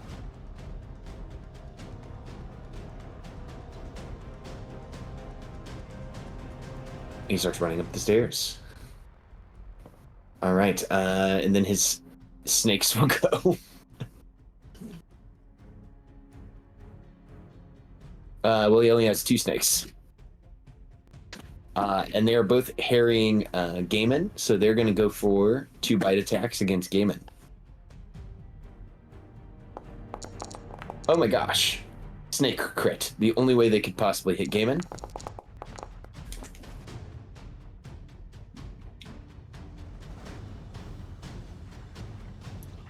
So Gaiman, it's 6 piercing reduced to 3 for your rage, and then I'll need a con save against the poison.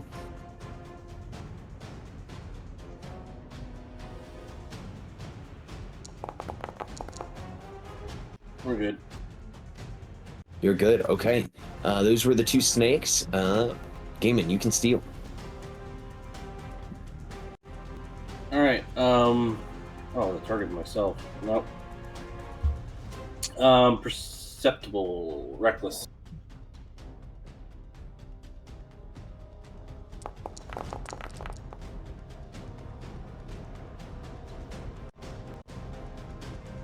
Is it still going?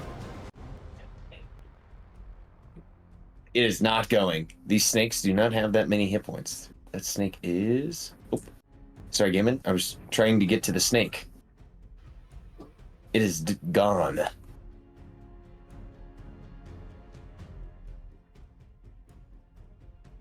Alright, and then we're going to go after... Pusillanimous, whatever. Just call it dead.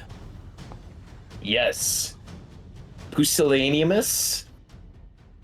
That's the first time I've seen that on the old token mold.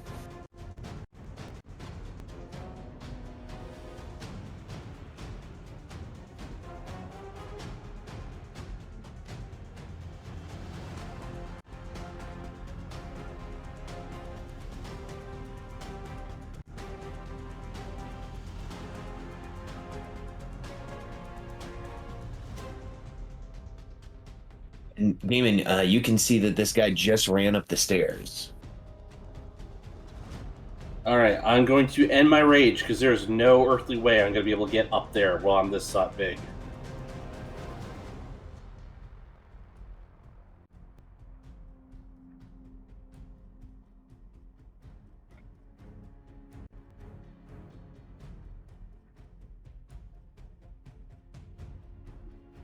Okay, that's my turn. And who would you like to pass to? I'll pass to Lotus. All right, Lotus, you just saw that homie run up the stairs. All right, I'm going to run up after him.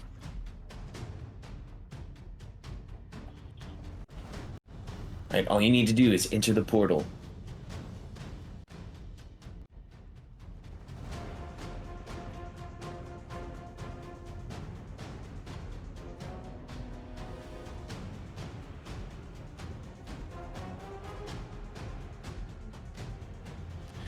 All right. All right, so where'd I end up here?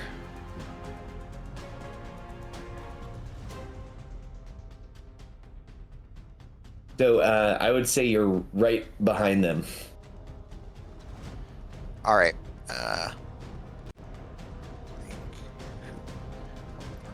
Here. All right, there we go. Thank you. All right. All right, I'll go ahead and target him. Come on, and shocking grasp. 22 for 9. As you hit for 22 for 9. He is shocked. Yeah, it's And like you the guys hear ethereal, his body fall take the unconscious. ethereal taser, just hit him like right in the base of his neck, and he just goes down. It's like, I got him! I got him!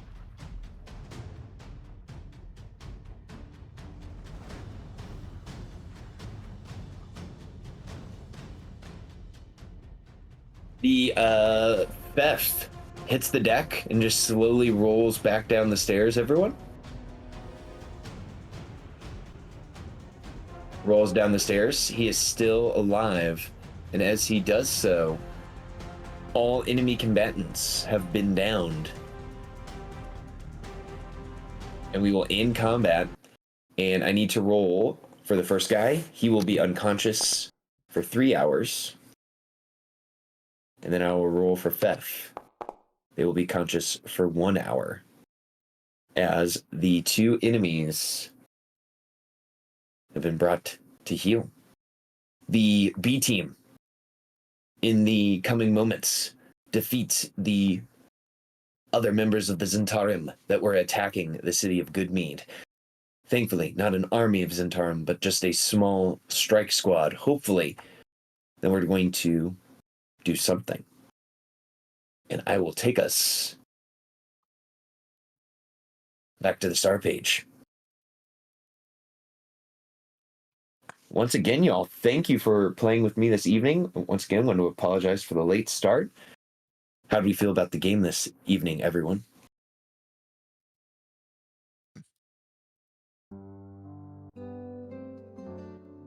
Surprised Zentarum want to get themselves involved in such a backwater like Goodmead, but maybe they're trying to horn in the good mead trade.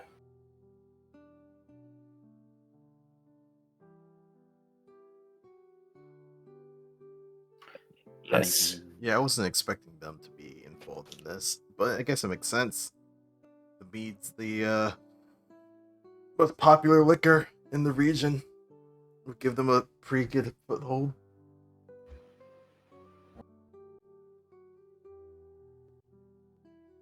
The mead, it must flow.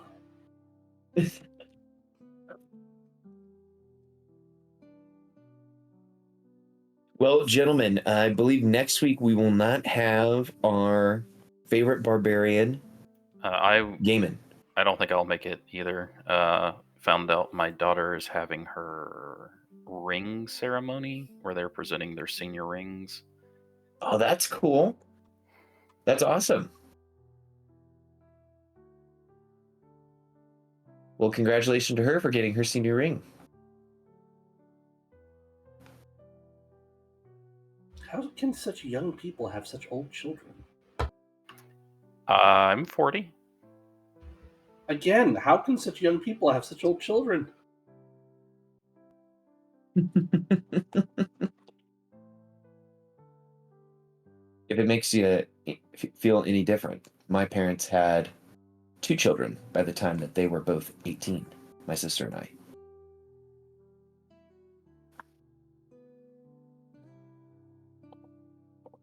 Ill-advised for some. Well, everyone, I hope you guys have a good weekend. Then it seems like if we're going to be down 2, then we will take next week off because... And then we can pick back play on the 26th. I want to preface something that's a little bit out. There's going to be a week in May where I'm going to be in Wisconsin the entire week because I have to go to a leadership camp. And I cannot get out of it. I have to go and I have to sleep in a log cabin with 4 strangers with no AC or heat in a shared shower environment that we've been told to bring shower shoes to. Sounds like an Yeah. 80s horror movie. Yes, it is literally in a sleepaway camp with no internet or cell service. Don't be horny at this camp. That's a surefire way to get killed by the mass murderer. Yes, and if not by them, by my wife. That's true. Oh my gosh. Turns out the mass murderer was your wife. Yep. Her, you were fooling around. It's like, Oh my well, gosh, can you the imagine? whole camp's gotta die now. That's exactly what would happen. Y'all, I tried to get out of this camp. I was like, hey, listen, I get it. We need to learn how to do leadership. We need to do icebreaker exercises. But I'm working professional. I've been working for over a decade now. I've got a child. I've got a wife. I got my own car. I don't even have to take the bus. Do I have to do it? And they looked at me and they said, yeah, get your ass on the bus. So I'll let you guys know exactly when that's going to be, but hopefully it ends up being a fun experience. Before we cash out, any words of wisdom or any final words, y'all? It's all good. It's all good. Thanks for running. My pleasure. I hope you guys have a good one, and I will see you not on the week of 420, but on the week of the 27th. All right. Thanks for running. All right. Good night, guys. Bye. And thanks Night. everyone for tuning in. Catch you next time. All right, I gotta get up early tomorrow. Good game. Good night, everybody. Same.